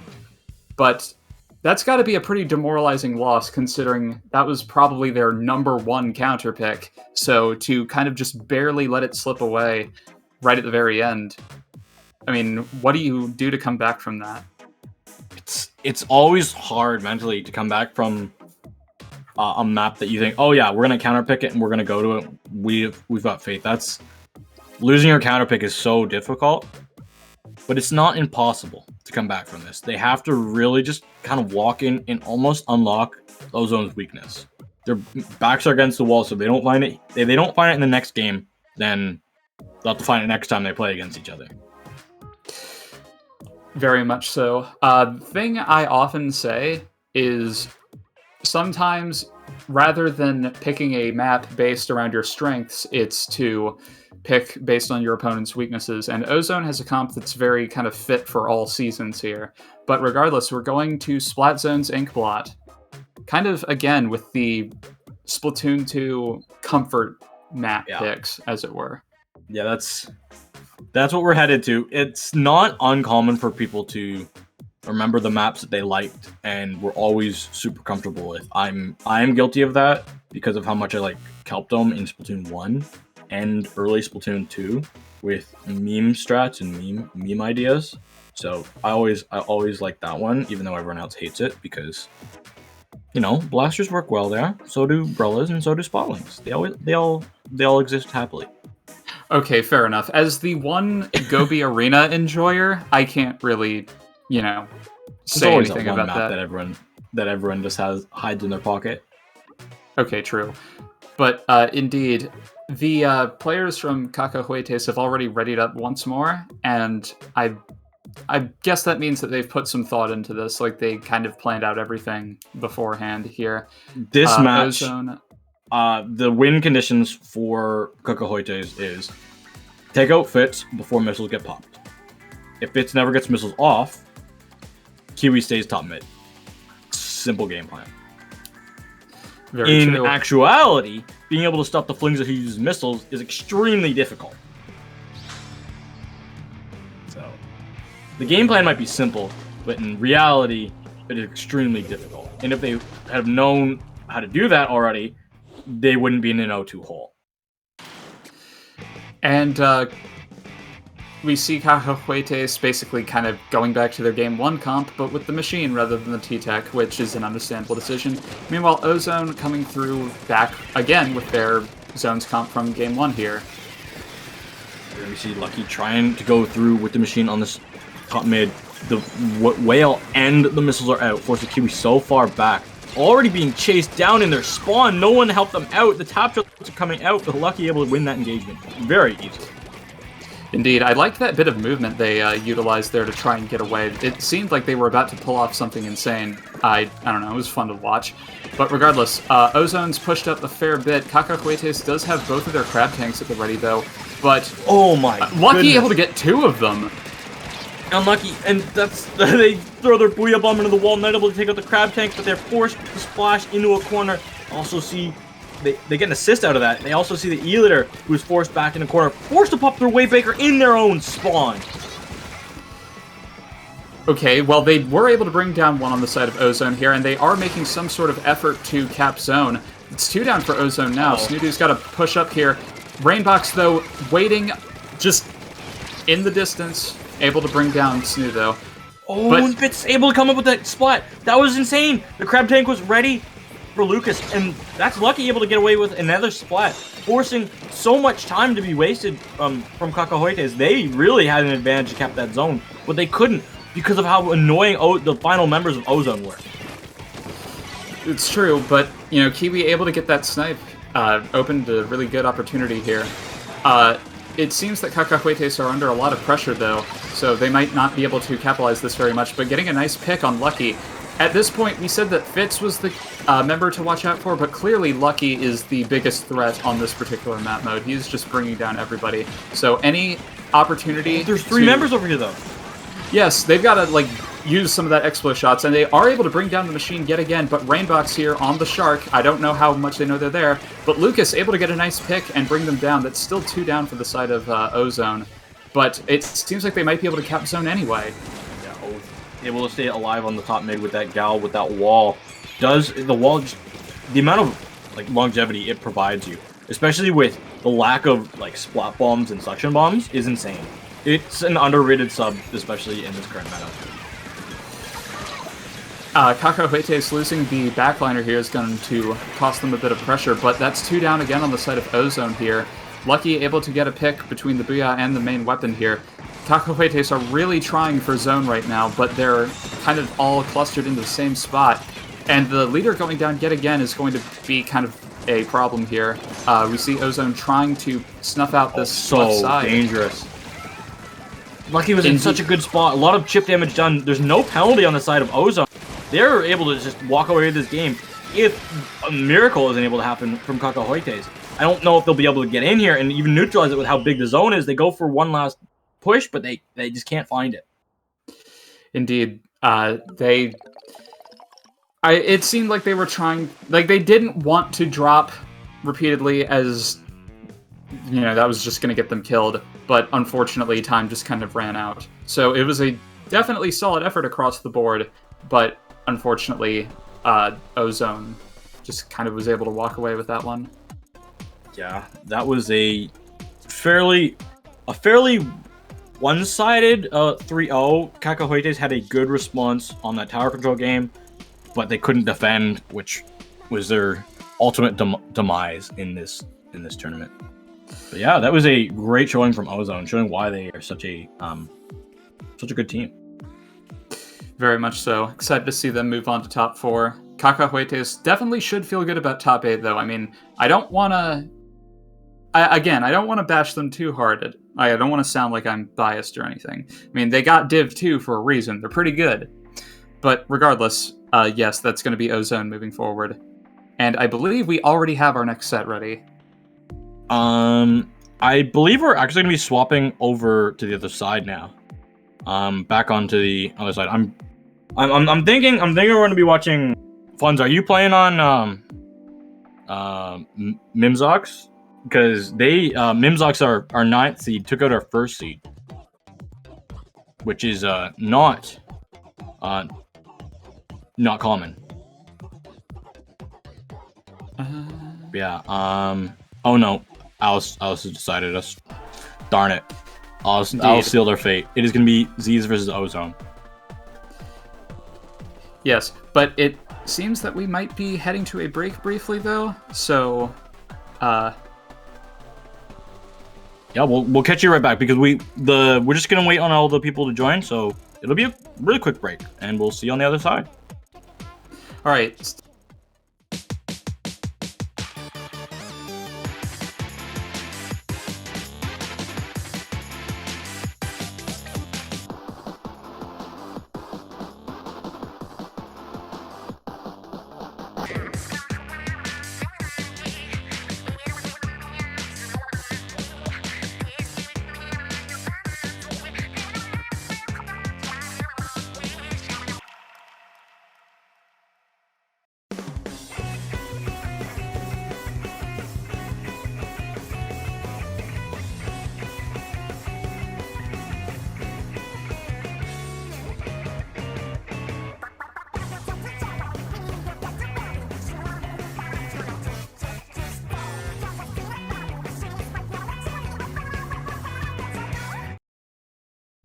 Splatoon Stronghold, a stronghold for competitive Splatoon, providing resources to long-timers and newcomers alike.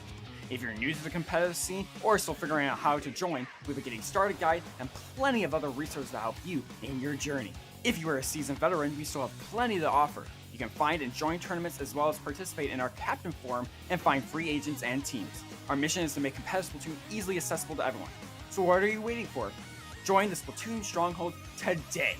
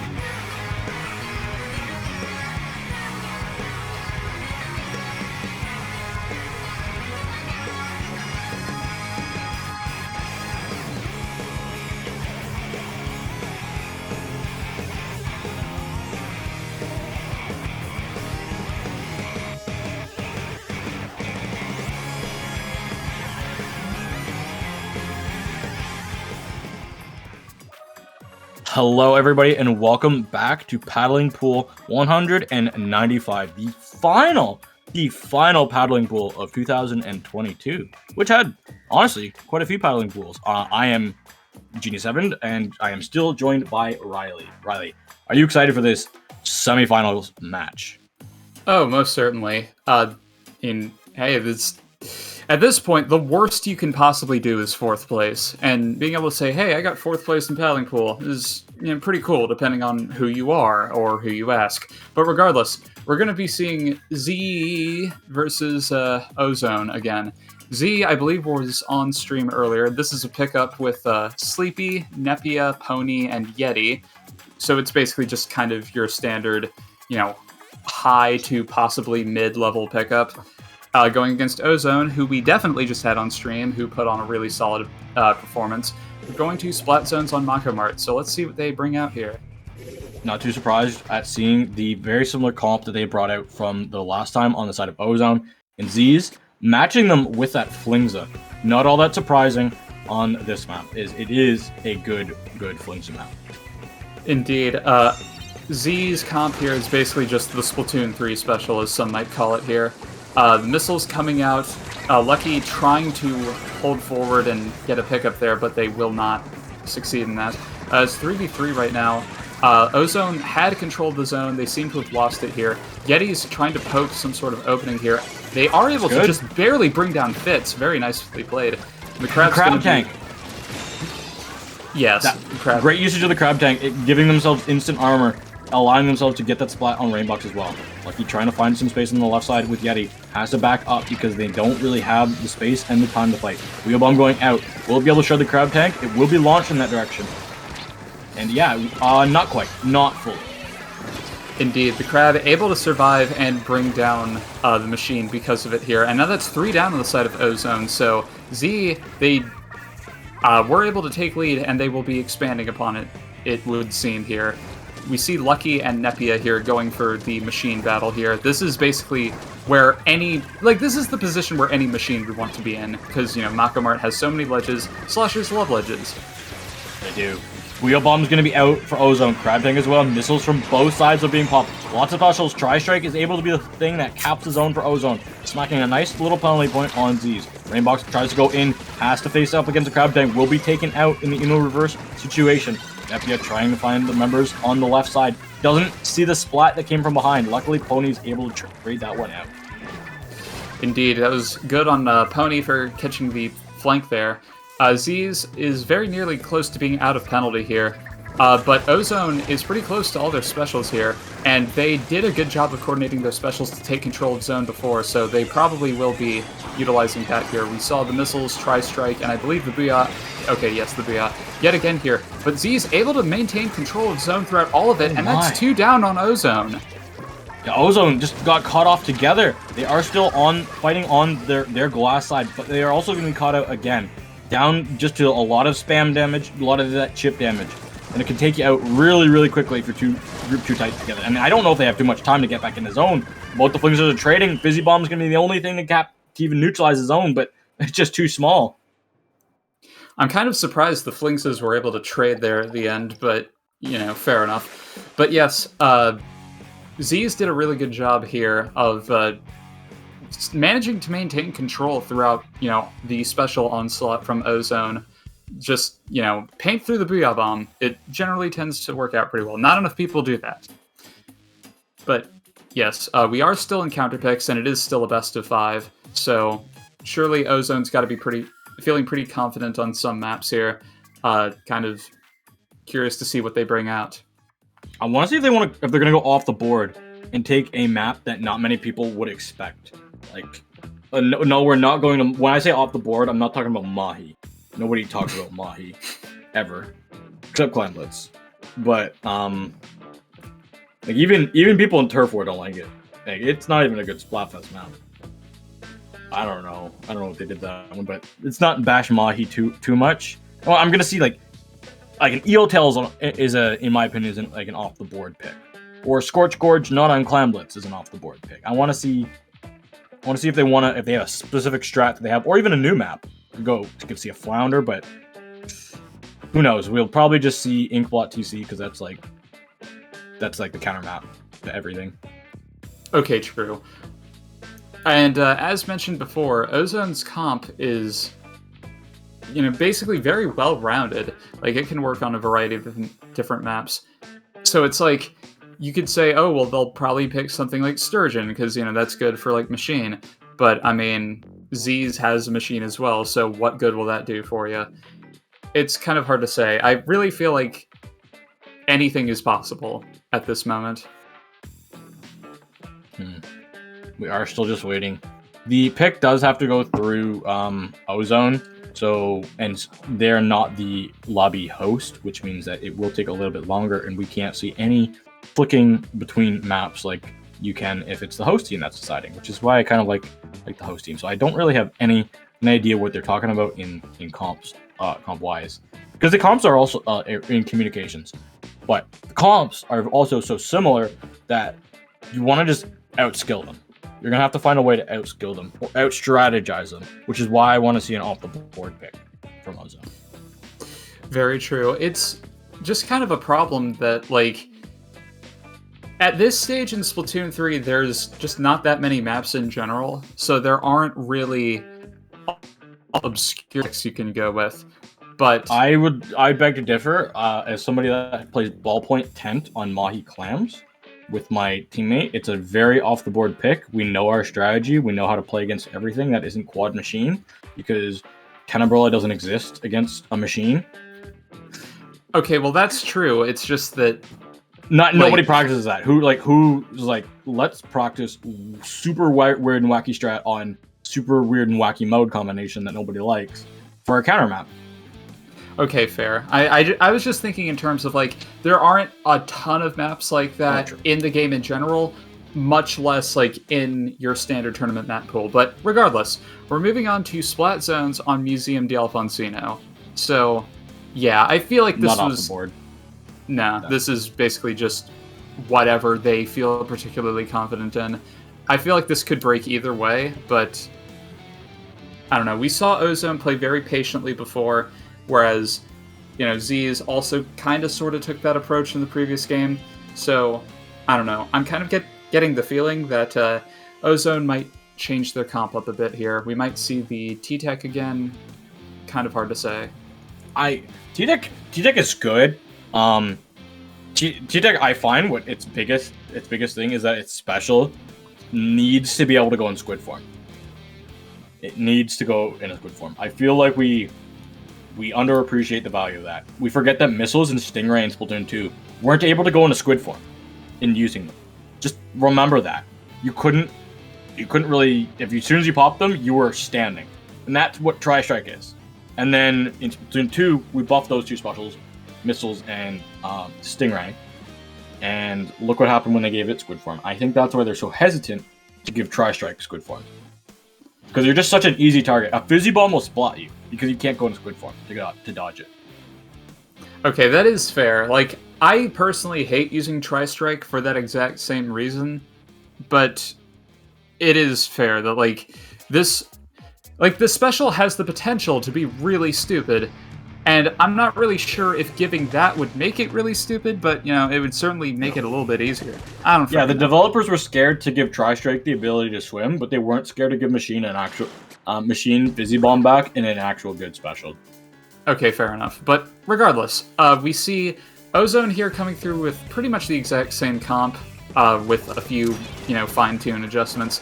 Meanwhile, Z's staying with the exact same thing here. That's going to be first missiles. Actually, both missiles pop from both teams. Sleepy's just going to be dodging those ones, and second crab tank. And this is really good for them. As long as they're able to win the crab 1v1, that will be really good for Z's, and they have. Indeed. Sleepy here trying to go for an aggressive pick. It doesn't really lead to much, though. Killer Whale just kind of chipping away at them. Unfortunate. We see Oath here trying to hold on to zone, but they will get brought down. But still, Nepia and Yeti here going for kind of an aggressive play. Lucky going to get caught out by Nepia on the machine here. Z's trying to get control of zone here. Ozone are kind of clumped together here. And Lucky will Okay, they're respawning now. I missaw that. Everyone jumped out for Ozone. They have used 2 specials. They have another crab tank at the ready for them. Sleepy will be popping it. Does see Lucky trying to come in that top left. There are 3 members of Ozone on this right side though. Those missiles will be popped. Yeti going on the aggressive. Will they be spotted out? Will they have enough chip damage to take out Ozone before they can get back in? No. Killer Whale out. Crab out. Wheel Bomb out defensively. Missiles defensively from Z's. Ozone have to cap the zone right here, right now, or they are going to be starting to fall to these specials. And that's exactly what is happening. They have gotten 1 spot, but they need a lot more. Oath needs to come up massive here, and it looks like they're going to be jumping out. Okay, now they decide to do that. But yes, the Rainbox Crab Tank surviving that Booyah Bomb was very nice, but unfortunately wasn't able to provide them quite enough survival. And that's 2 down now on the side of Ozone. Make that 3 down here. Sleepy coming up and painting zone. And going onto their plat now. Rainbox has a lot to deal with if they want some sort of opening time. Here. Yeah, it looks like this is going to be game 1 in favor, or game 2 in favor of Z's.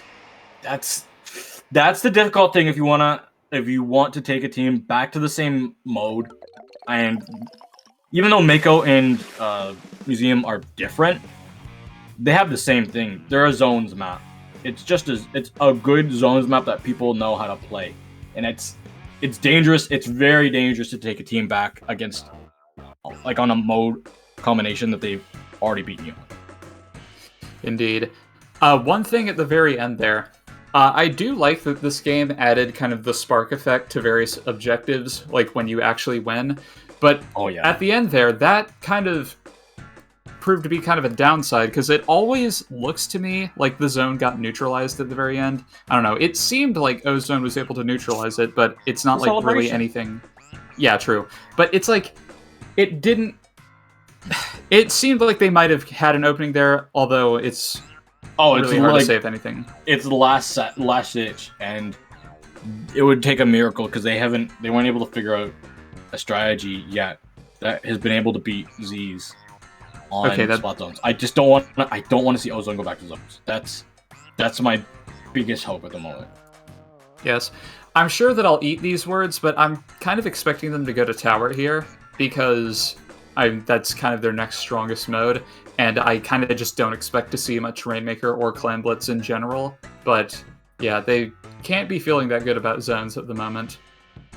No. And I honestly completely agree with you. I'm looking at TC Inkblot, and I'm looking like that will be our most likely the pick that will be coming through, because it is a hard comfort pick, and it's made a graceful transition from between games, honestly. Oh, looks like we've got a Rainmaker coming up. That's indeed. I'm thinking we've got a Rainmaker. Rainmaker Mincemeat. Okay, that is a pick that I enjoy. Unfortunately, it's not too far off the board for Rainmaker, because Mincemeat does get played here. Okay, now that's... yeah, I indeed completely eat those words. Mincemeat kind of infamously, as some have pointed out, Leader is super good on this map because it can just control the entirety of mid. But I don't think either of these teams have a backliner or anyone who can flex to backliner. So don't put Leader on Rainmaker on Mincemeat ever. Okay, and like at this point in the tournament, the teams that are left, you cannot play E-Leader against them unless you have an E-Leader player that's already been playing E-Leader throughout the entirety of the tournament. Never swap to E-Leader this late into the tournament, no matter no matter what scenario it would be. I mean, fair enough, but regardless, I'm kind of curious as to if Ozone will change anything up. Z's, I'm almost certain won't, because they've already readied up, and their comp, like, I just need to tell you that it's 2 splashes flings a machine. Like, at this state in the game, that should not be, like, I shouldn't have to explain why that's good. But I would almost drop the Flingza, but Flingza is got missiles, so it allows you on zones to have a good entry point. Plus, it's probably... Rainmaker, it's not as useful. I gotta be completely honest. Missiles are not as good on Rainmaker. Plus, you don't have the lethal to use. But yes, of the missile weapons, like, Flingza is probably the easiest to use. I would personally like to see someone pull out Reflex at a point, but I don't know.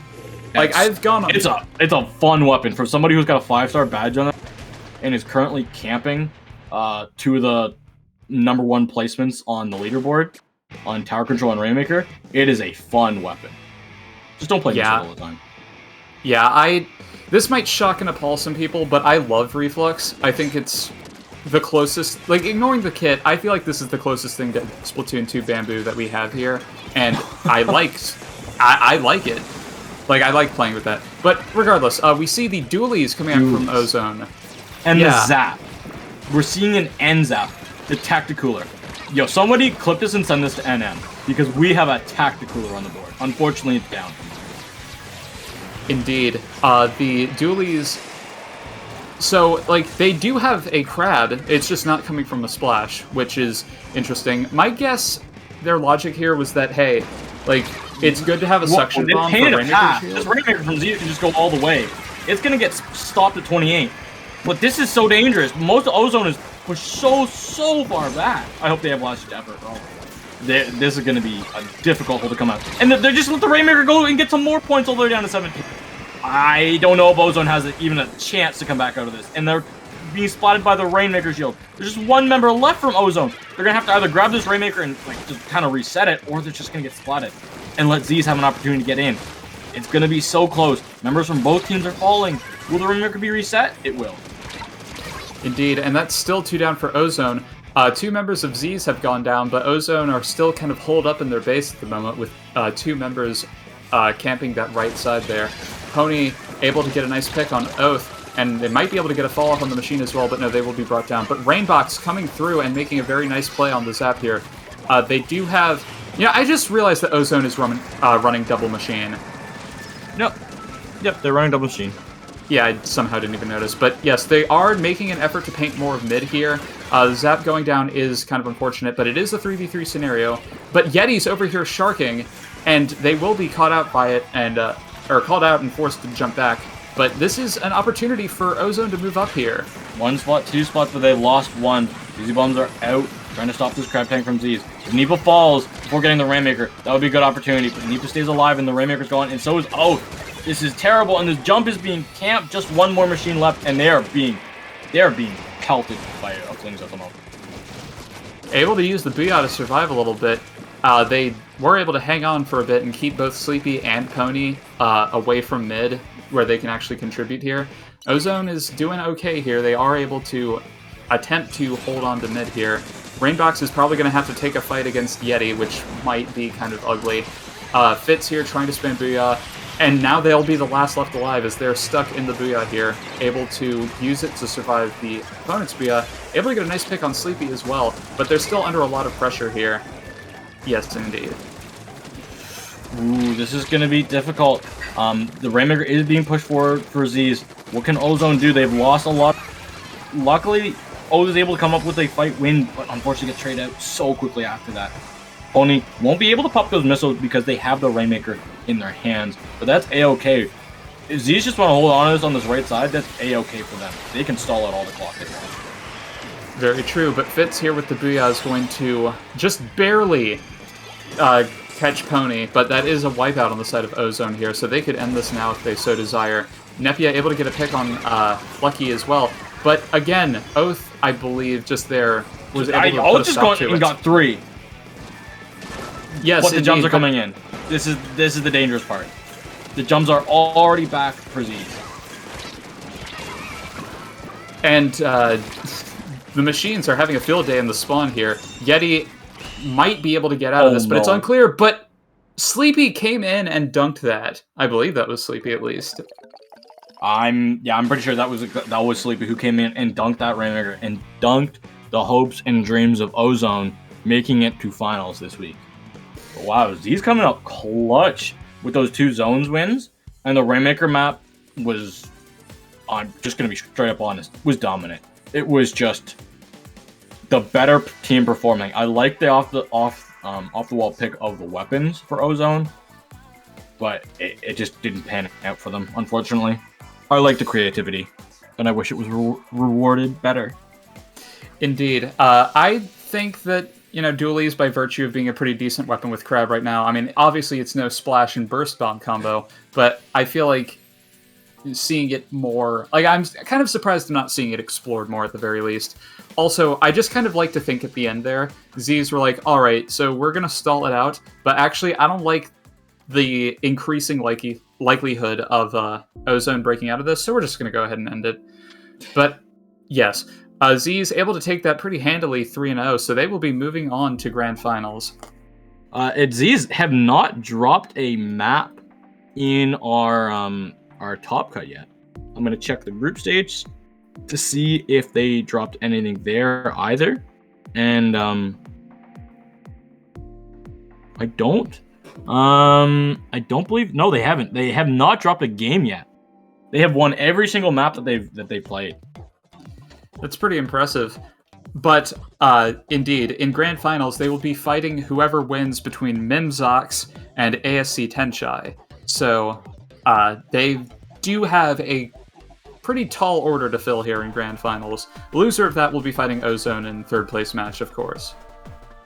But yeah, we're just gonna get you to that other. We're gonna get you back in finals once the other match on the winner side has finished up. Oh, hold up, Pro Char with the raid.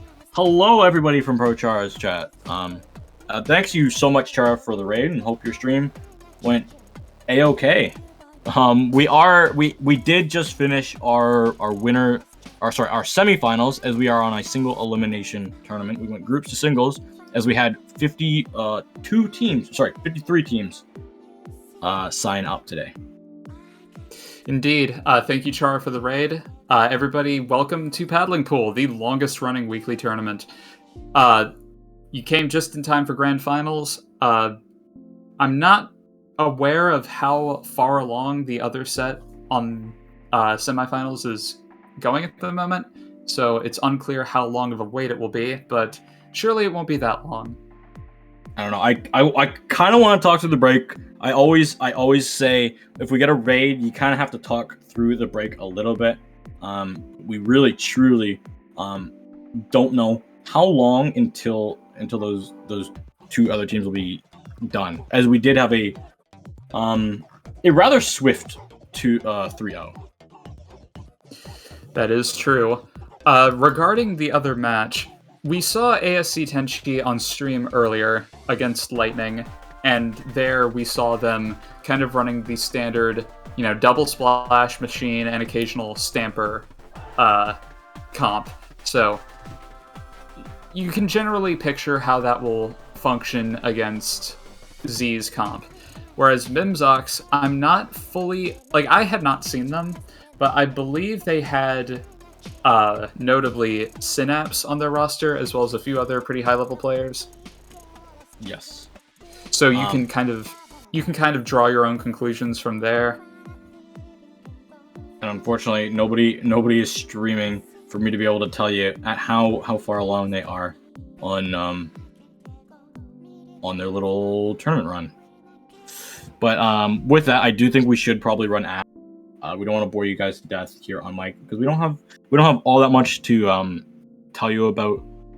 But besides that, thank you all for watching. Currently, we do have one more match, the best match of the year, the final match of the year for Paddling Pool, and that will be coming up after this break. Stay tuned, everybody.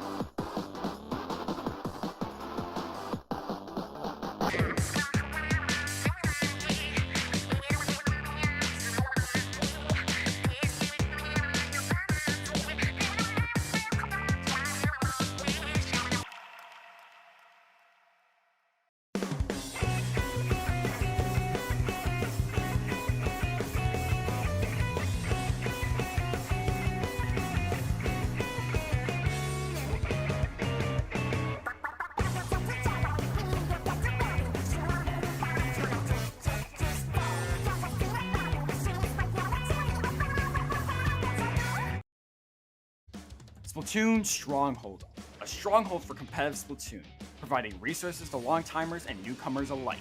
If you're new to the competitive scene or still figuring out how to join, we have a getting started guide and plenty of other resources to help you in your journey. If you are a seasoned veteran, we still have plenty to offer. You can find and join tournaments as well as participate in our Captain Forum and find free agents and teams. Our mission is to make competitive Splatoon easily accessible to everyone. So what are you waiting for? Join the Splatoon Stronghold today!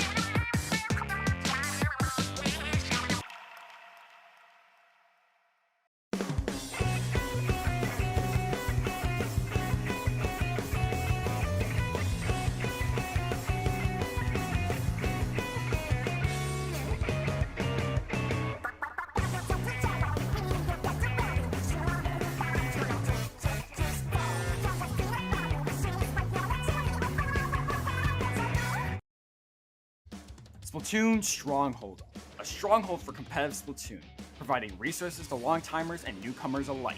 If you're new to the competitive scene or still figuring out how to join, we have a getting started guide and plenty of other resources to help you in your journey. If you are a seasoned veteran, we still have plenty to offer. You can find and join tournaments as well as participate in our Captain Forum and find free agents and teams. Our mission is to make competitive Splatoon easily accessible to everyone. So what are you waiting for? Join the Splatoon Stronghold today!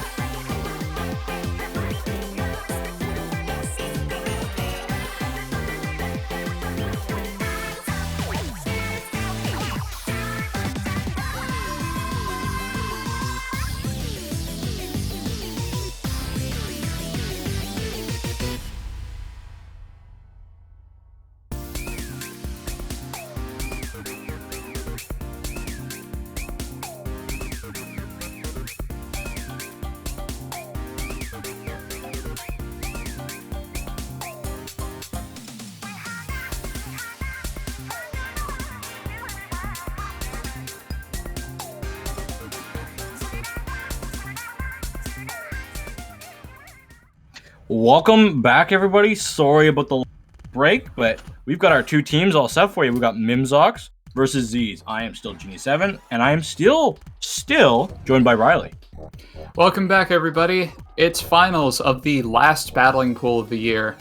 And indeed, we saw Zzz, who I believe have not dropped a game in Top Cut thus far. Or at all. Going... They have not dropped a game at all, like during the Jeez. tournament. Yeah, so they're coming in hot. I mean, it has been a bit of a wait, but they're still like on fire in this tournament against Mimzox. We didn't see them on stream, but they were able to beat ASC Tenshi in a pretty decisive Game 5. So they will be fighting Ozone in the third place match. But regardless, we are on to Grand Finals now. That is what concerns us, and Game 1 is going to be Splat Zones on Brine Water. Now, this map is still pretty new. I imagine that not a lot of people are super accustomed to it yet, but I don't know. My main thing with this map is that it's just kind of weird how small the zone is. And how fast it is to get to the zone. It can just be flipped on an instant. A good Booyah Bomb placement and a Suction Bomb on the other side, and it's yours. It is yours for the taking. Well, we're going to be seeing these teams rocking out. Mimzox 52 gal splash, double machine, countered by Zzz on that double splash. Machine flings a comp.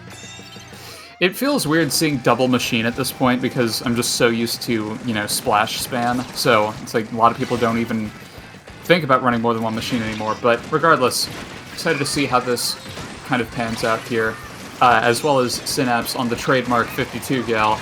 Yeti here going for this 1v2 here. They will be brought down by funds on the machine, and that's 2 down on the side of Mimzox here. Zzz is already, they don't have lead quite yet. Now they do, but they are already coming in hot with this game. We saw but the zone, it's so fast to get to the zone. Mimzox, they have an opportunity to get in really quickly. Unfortunately, the gal does fall through their wall.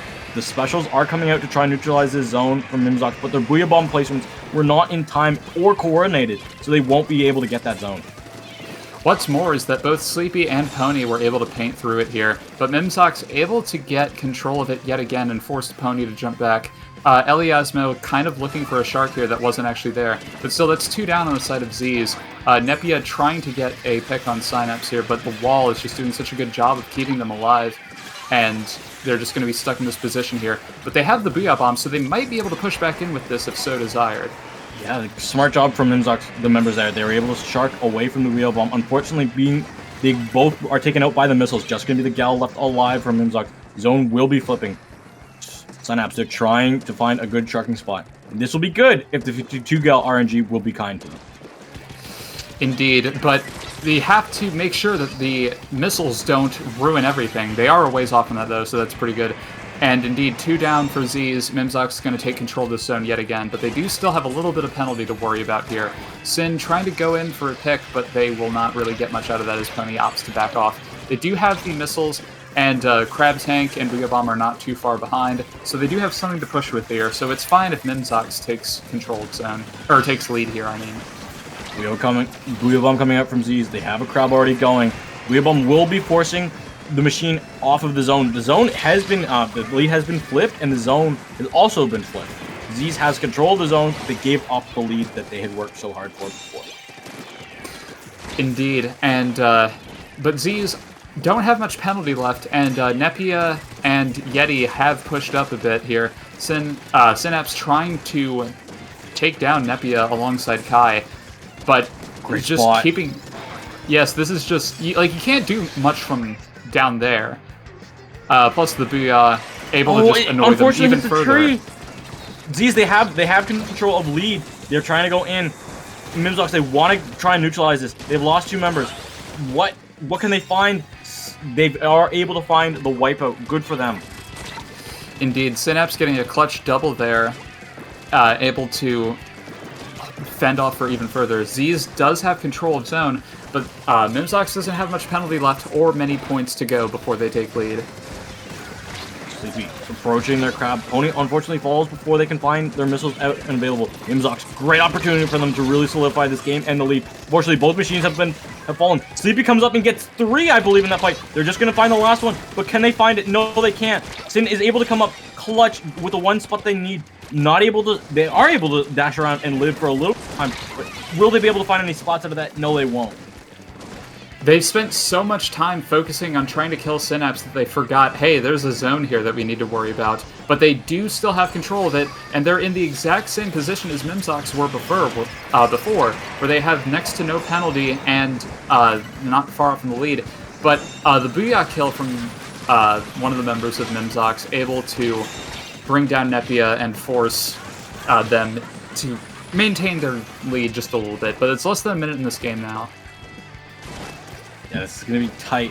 The missiles will be ready, and 2 members of Mimzox are such a dangerous position to go down in. When your specials are almost ready, this is going to be nail-biting. I know they're going to lose lead. That's going to be Mimzox losing lead. But will they lose this game? Can they get in? They've lost a machine. They've lost a gal. They traded out for a splash. Booyah Bomb going out. Can it neutralize the zone that they need? It's going to be close. Pony on that Flames are just doing a lot of damage.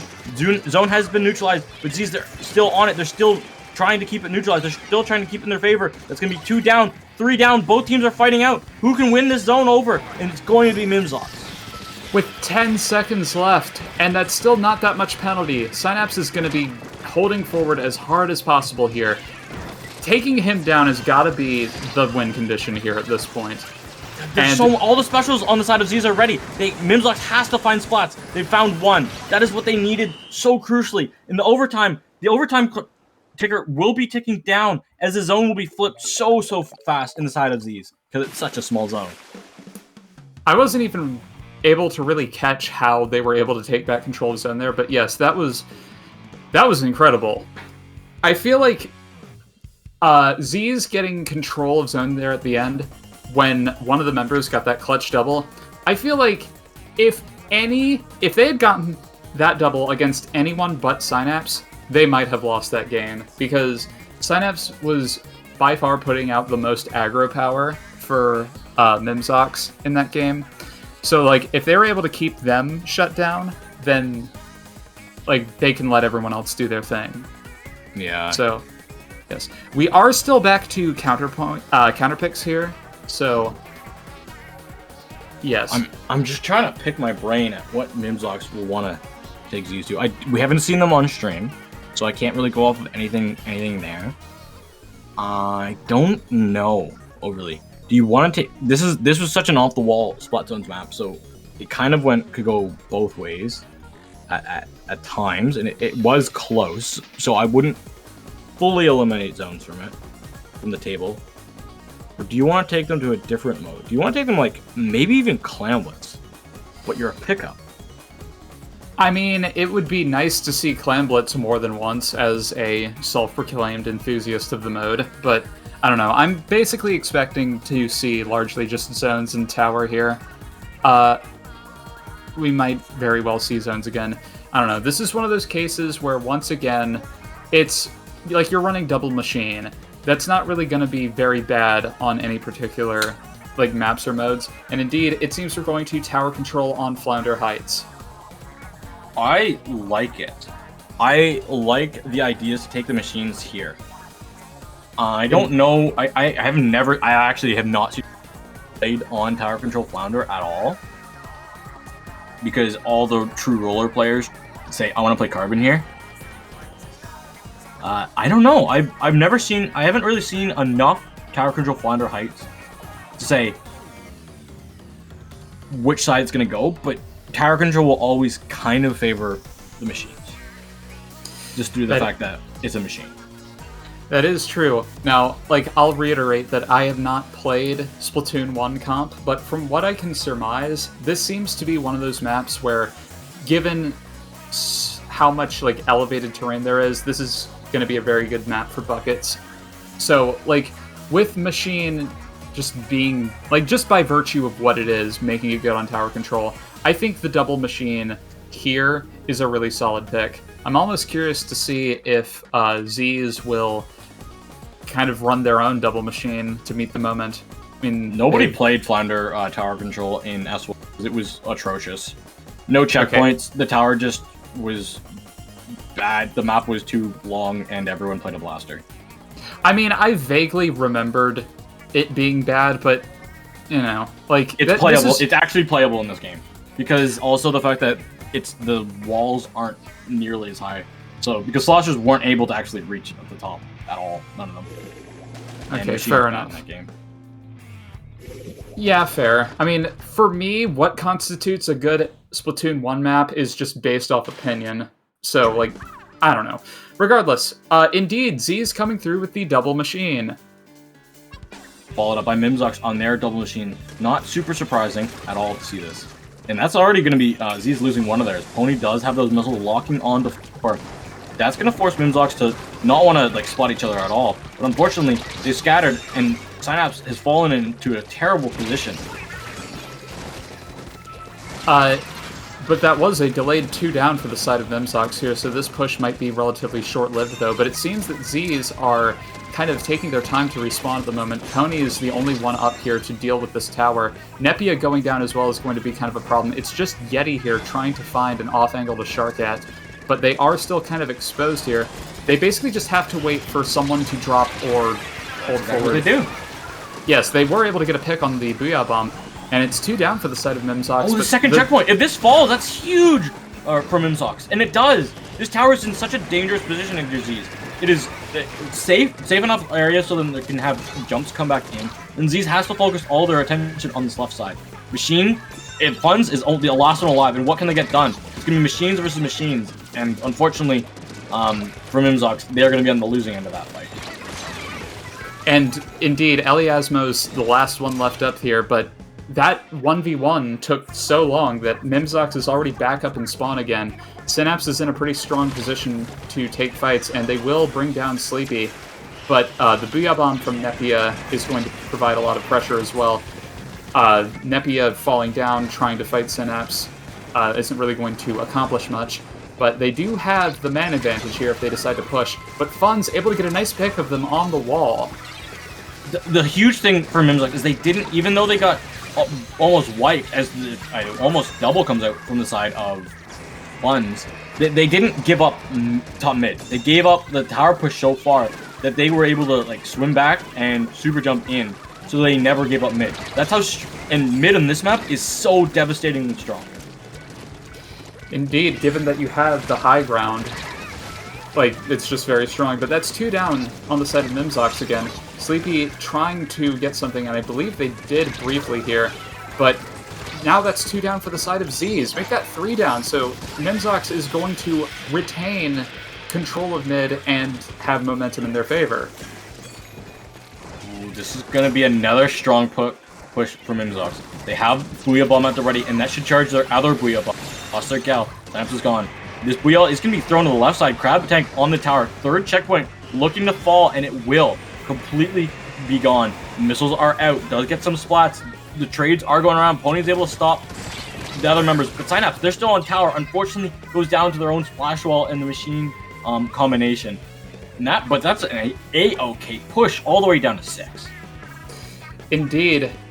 Z's is kind of taking their time moving up from that, though. That was their main opportunity to take as much control of mid as possible. And they did get a nice pick on, I believe that was Eliasmo. So now they are able to do what they should have done probably sooner here. We see that everybody's kind of in this mid area. They know that Synapse is on the flank here. Sleepy's trying to accomplish something, but the Booyah getting cancelled. But it is still a 3v3, though. They do get punished, and the tower... No, Nepi's gonna get off of it without getting the checkpoint. That was such a free checkpoint. That's first checkpoint. Gonna have to be redone completely. Such a big mental lapse from Nepia. I suppose, but Sleepy's still holding up mid here, and one of the machines on Mimzox is going to be going down here. Synapse is basically a giant toll booth for this checkpoint here. We've got a minute left in this game here. Z's did burn their Booyah. They are holding on to tower now, and there's no sort of flanks from Mimzox here. The splash does go down. Nepia does have the Booyah ready. They are able to kind of pincer the crab with it, but they won't be brought down yet. They're putting out so much aggression, and that's 2 down on the side of Mimzox. This could be potentially huge for Zzz if they're able to move up and maintain control of tower. They have a Booyah Bomb defensively ready for Mimzox. They are going to be using it. It's going to be going out. Missiles have forced a lot of movement from members of Mimzox. They have to con the wall on the right side of the jail. They were able to live. Fun's able to get at least a spot before going down. Members from both teams are falling like flies. It's just going to be Synapse, so the last one alive from Mimzox. Can Zzz have a good opportunity here to really, really put a dent in this third checkpoint? Because they need more than just this third checkpoint. The members of Mimzox are all fair ways away from the special. If they're able to kill the machine, who's at 85%, that could be potentially huge. Here they go. Can they get there? The crab is out. Yeti's just in ball form. Can they push them off? Yes, they can. And the tower will be taking for Mimzox. Able to come up clutch in the last moments. Just 2-point differential. And that is the first game that Zzz has dropped this entire tournament. That is an astounding victory. And it was tough ending. I felt at the end that it didn't feel like the momentum was leaving Mimzox. I felt like they had calculated, yeah, we've got the checkpoint advantage, but they played so far back that they left it to the very last second and didn't have their specials quite on time. It was just a pure skill play, which was able to push them over the end and actually just push a crab off the tower, and that's what won it for them. Very much so. In fact, I do still appreciate Z's decision to run the double machine, kind of break away from what we had been seeing to kind of meet the moment here. I'm kind of curious as to if the double splash had worked out, would have worked out better for them, but it's hard to say. Regardless, though, that was still a very well-played game. I feel like if Z's are able to just kind of capitalize on the opportunities presented to them a bit faster, they definitely could have walked away with that one. I had to think back to that moment on where Nepia stepped off tower. Nobody was pressuring Nepia at all. They had 2 ticks left, two ticks on that clock to get for that checkpoint to fall. On a 10-tick checkpoint, it's difficult. You hear oh, there's somebody bad call in voice chat, which said, oh, I need to get off this, but when do you ever get off a checkpoint with no one if you don't die with 2 ticks left on it? That's difficult. And that, somebody pointed out in chat, that would have won them the game if when you think about it, 2-point differential, 2 ticks, they would have already had the checkpoint to go through in their final push. Well, regardless here, surely that's one of those things where they kind of are able to point out what they did wrong, and hopefully they can identify not to make those kinds of mistakes moving forward. But regardless, we are going on to Splat Zones on Hagglefish Market. Crab. Yeah, pretty much. Sorry, did I interrupt? Crab. No. What should crab? That's all that matters right now. I mean, you can say that for basically any map mode, but still. No, it's exemplified times 1,000 on this map. Mode combination. This map mode combination, I don't think 4 crabs is necessary until they give crab to blobber. Then you'll have 4 crabs. I don't even know. The more crabs, the merrier. I hate that you've put that thought in my head now. But regardless, Z's going back to the double splash comp as expected, with Mimzox coming through with the exact same thing as last time. That's gonna be just the 1 crab coming out of Mimzox. Definitely, probably more of a comfort thing to stay on the go. And honestly, don't change up in finals what you've been running so well with. As Synapse is gonna go down, Nipa goes on and gets 2, making up for their mistakes from last game. Yeah, that was a very nice double from Nepia. Oh my goodness! And now a delayed wipe, so now they're going to be pushing up here. They're trying to kind of make sure that there are no flanks of any kind, but indeed there are not. So they will be Nepia will be the furthest one pushed up here.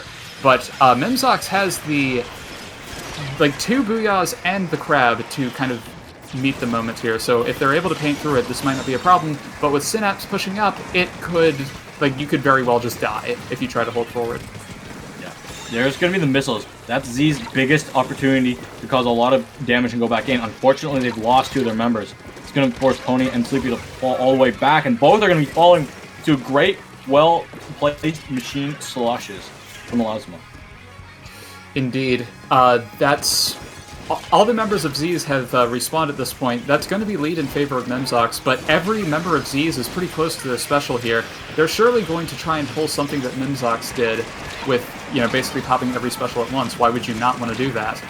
Zone is very close to in favor of Zzz, but 2 going down to the Booyah Bomb is going to be very unfortunate here. Yeti trying to make something happen, but they're getting ganged up on. Kai trying to move forward here, and Zzz has got to go now, and they're mostly locked in their spawn at the moment. We see Sleepy going off to a, off on the side. There's no time!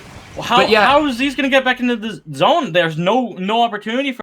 They're fighting all over the map. They had to win some fights. They didn't have their specials at the end. And they just kind of got zone pinched at the end. They were pinched between, we need to get the splat so we don't get splatted, and we also need to paint zone so we don't lose the game. Indeed. I'm certain that was a case where Zzz were still kind of frazzled after the last game, so to speak. But they've got to acknowledge that this is match point now, so just kind of walk it off, get the shakes out, and think about your counter pick mostly, because this is now match point in favor of Mimzox.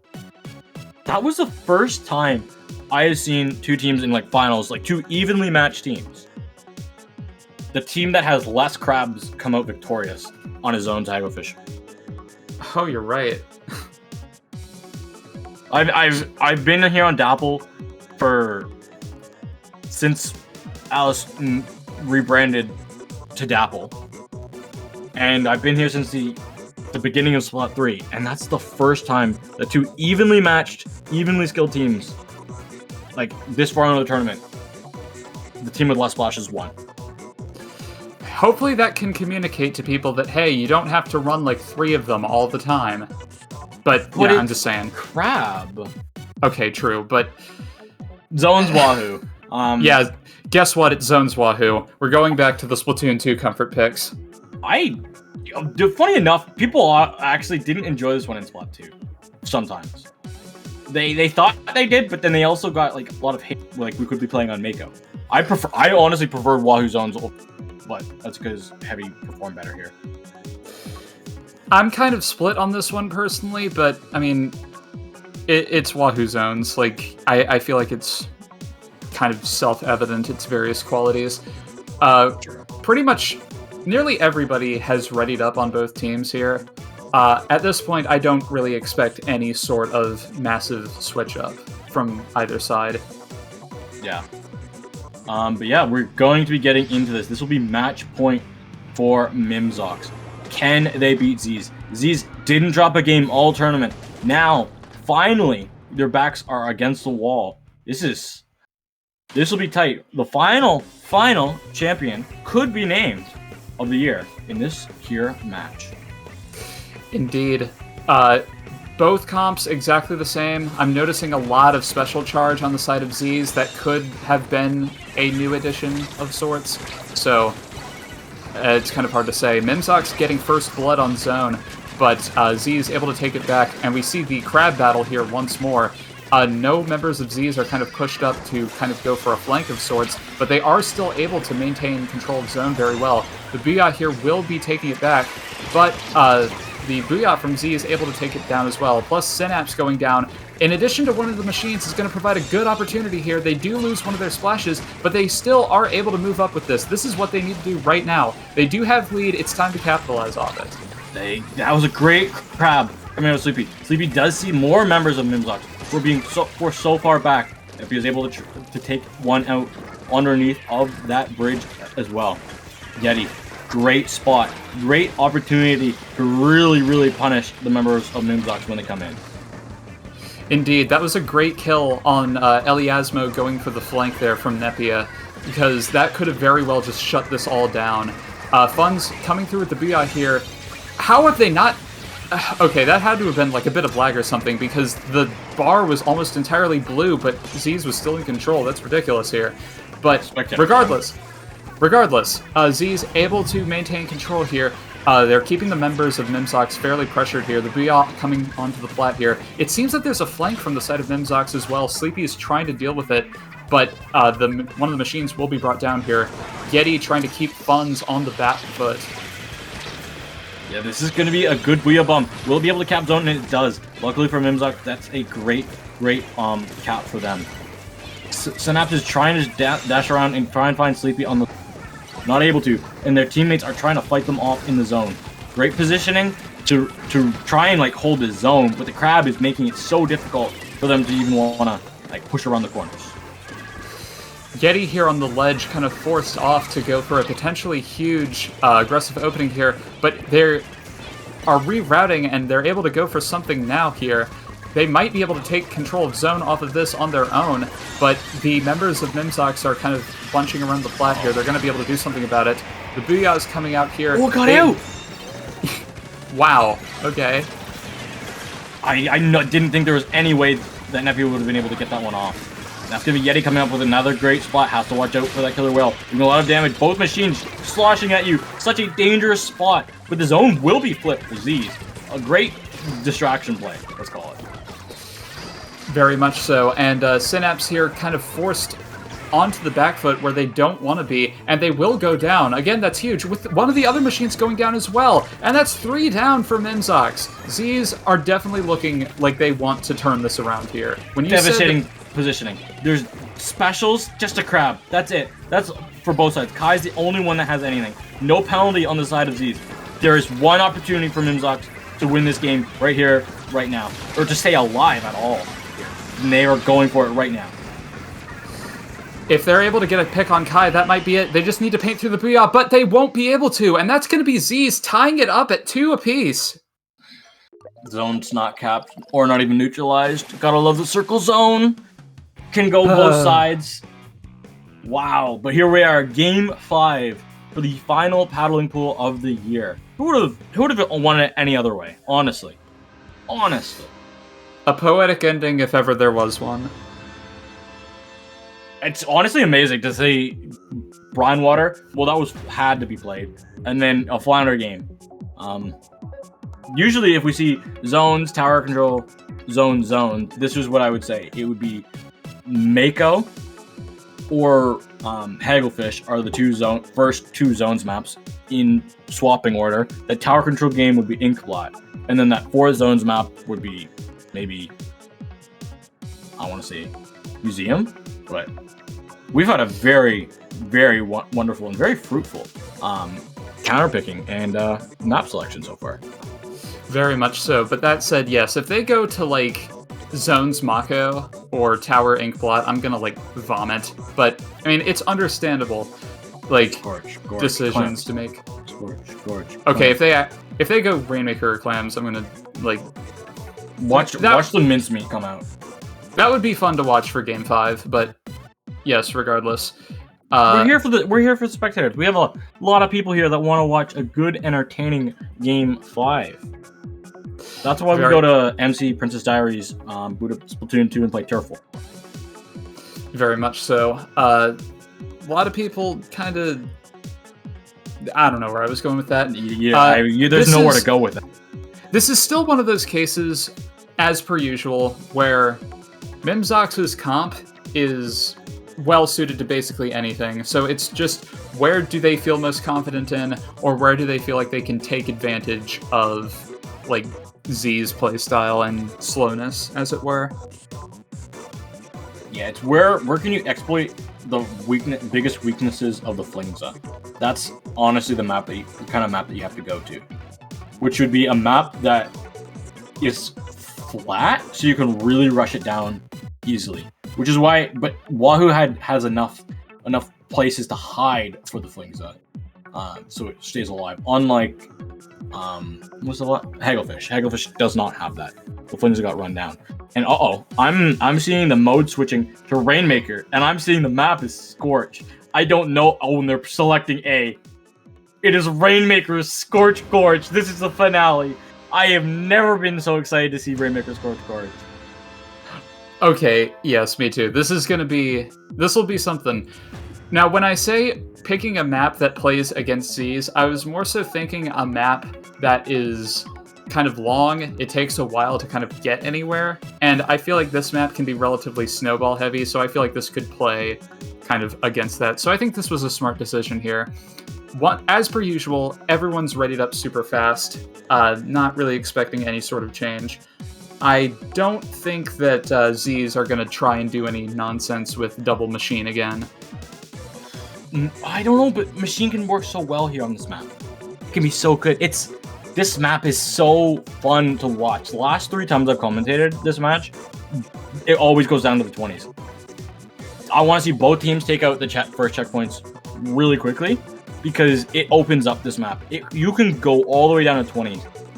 With the pillows and the 2 metal walls and how they're indented differently on the other sides, you can get really funky, like old-fashioned checkpoints, like in 1 and 2, where it's like everyone knew that ledge on Moray, how many points you arrow on them all. This map has that. It has that chaotic energy. It's just so screams chaos. And that's why Chaos won the Spotfest. I suppose so. But the only change here is Synapse going to the V shot over the 52 gal. Trizooka, a lottery pick of a special, and that's honestly what you sometimes need in Rainmaker. And the splash wall versus the suction bomb, 50-50 on this map. Very much so. We see already the Booyah versus Crab battle, as it were. Eliasmo going for something, but they're under a lot of pressure, and they will be brought down by the missiles here. Z's are pretty close to their Booyah as well, and one of the machines from Mimzox... Okay, they're respawning now. They're very close to this checkpoint, but the Zuka from Synapse able to bring it down. Great Zuka shots, but the Rainmaker got popped inside of Z's. That's okay, though, because the rest of Mimzox were able to get in and around it and pressure it. Nepia is on this right side, trying to find a lot of space. Mimzox, they're just forced back. They're trying to paint up their specials. They're trying to find a way back in, but the chip damage is proving to be a little bit too much. Indeed, Synapse getting a little bit overzealous there. It seems that Z's are mostly in control right now. The Booyah able to do something about this crab potentially. They will be kind of forced out of position just a little bit, but they are able to bring down Pony. That is 2 down for Z's. Now Mimzox have got to get moving if they want to capitalize off this at all. Great job from Kai, not going for the Rainmaker pop, but then going for it when their opponent is in the fight with them. Great outplaying, great maneuverability. Rainmaker going through. I believe that was 2 with the Trizooka coming out of Synapse, and that's going to be first checkpoint gone.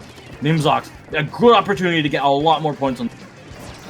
This could get really ugly for Z's right here, especially with that crab on the snipe. The machine going down as well. They have to basically swim through enemy ink here, but Fun's going for it, able to bring it down to 39. And that's 3 down for Z's. They got to the pillow. Can they get to the second wall? They've gotten to that second left wall. There's only one more miniature checkpoint available, but all of the members of Mimzox, except Synapse, who's all the way back in mid, are gone. That's 2 down for Mimzox. Synapse is sharking. They're waiting for the right moment, and they're able to get Nepia. If Sleepy is able to ward this off, which they are, then that could be huge here. They do still have plenty of time. This is by no means a safe lead, but all of the members of Mimzox are kind of on this Rainmaker shield. But Sleepy able to get a pick on Funds, and they're able to force back Eliasmo just a little bit. But now Mimzox has a crab to counter this push if they so desire as well. Yeah, and that's going to be perfect shots from Kai. And 3 down from the side of Z's, forcing I believe that's Sleepy, all the way back to hold this defensive position. And they've already been spotted out. Indeed. Z's have got to be getting pretty staggered at this point. They've got to be feeling the pressure. Synapse able to not really get any picks with that Zuka there. They are able to survive the onslaught of bombs here. Just a little less than 2 minutes now. Kai seems to be stalling out. They're just waiting for the right number of picks. The missiles and Crab, though, are probably going to end this push prematurely, and indeed it does. If Mimzox lives here, this will be good for them, because they can still have jumps in, and all the specials from Z's have been used. They should be getting close to the specials that they have at the advantage. That's Pony gone. Sleepy's gone down in a trade. This is really, really good for Mimzox. They have a Booyah bomb, and they're dangerously close to that Trizooka. At this point, Z's is just going down 1 by 1. This is exactly what they need to not be doing here at the moment. Synapse able to put out a lot of pressure with the Zuka here.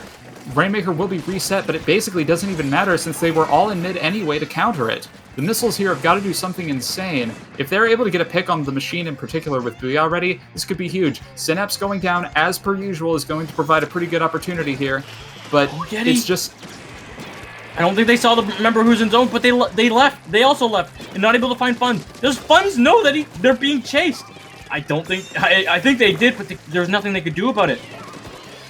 So now they have an opening to the checkpoint. They do have a GG Booyah at the ready. Less than a minute now. Pony under a lot of pressure from the bombs. Are they able to break checkpoint? Yes, they are! They will go down for it, but they're still able to break the checkpoint. Booyah bomb at the ready. Both crabs are here for Zzz. This is an insane opportunity. But who's going to grab the Rainmaker? Both crabs are out. One crab falls to the machine. Can Funds get any more damage done? No. Sleepy, they're pressuring the crab up top right. They are able to get it. They see Synapse. They see the last two members of Mimzox. Pony's running forward. Gets to the first spot. Gets to 31. Gets all the way down to 33. But can the members of Zzz pop this? Or who will pop it first? Mimzox is going. They're looking to pop it. But Yeti's hiding in the corner. Can Yeti come around the corner in time? No, they can't. They're falling down. The Rainmaker is still stopped, though. Will the jumps be coming back in from Zzz? I don't know if it'll be in time. Just Pony left. Pony jumps in, and that will be an effective wipeout, as the final member is just going to be all but taken out. And that is going to be Mimzox coming up with a clutch win in Game 5 to be your final winners of Paddling Pool for the year of 2022. You've heard of the 1-point meme. Get ready for the 2-point meme. That has gotta hurt. I really thought they were about to take that back there, but they just weren't. Like, Mimzox's defense was just a little too strong at that moment. But it was still, so close. It was on a razor's edge. Zzz really did come through at the end there. They showed that they are able to kind of meet their aggression, even if it takes a few minutes of kind of building up. But yes, I really can't think of a better set to close off the tournament with and a year of Paddling Pool. Yeah, it was a crazy ending. Zzz not dropping a game and somehow going all the way to the end. Game 5, 2 points. They did so well. But Mimzox, our 9th seed, taking out our 1st seed, taking out like eternal favorites in ASC Tenshi, and then wow, what a ending to a great tournament. After a lot of hiccups from Challenge at the beginning of the tournament, you know what? We got here, and thank you to all the teams that joined. Very much so. Also, I just want to point out that, like, honestly, even if your counterpicks don't make much sense, they are definitely spectacle worthy, so don't be afraid to make strange counterpicks, I guess. It was so entertaining, that Scorch Rainmaker game. That makes it 4 in a row for me on stream, where we've had insane, like, 1 if not 2 point games on this map. It's so entertaining to watch, but as a player, I would understand why it's terrifying and you never want to play it. But with that, Riley, we are going to end off our stream here. So where can the lovely people find you? Well, hey, I'm Riley, and you can find me on Twitter at BuffSplashdown. That's pretty much about it. Like, I don't really do a whole lot, but try to be funny occasionally. I don't know, you can check it out if you're into that kind of thing. Where can the people find you? The lovely people can find me at Genie7. That's GEENIE7 _, on Twitter, no _ on all other socials. I'm going to be doing some live streaming on my Twitch, especially throughout the next week with the Splatfest teas coming out. Just a chill environment, and most likely going to be doing the next paddling. One of my last ones before school starts and I can no longer do the finals block. But you know what? We have one more tournament on the year here on Dapple. That will be on the 30th of December. I was going to say January. Oh my goodness. The 30th. So the final Dapple tournament is this Friday. Triton Cup. Be there. It's going to be, what is it?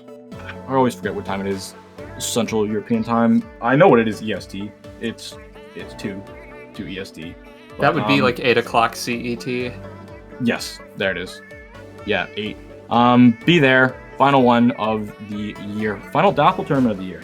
And I don't know if it's the final tournament overall. But with that, thank you to everyone for hosting the tournament as always, all our great TOs. and especially Majora. Shout out to Majora. Didn't show. Got to shout out Majora, Spectcam, and our streamer who's been here the entire time. Bringing you guys some coverage.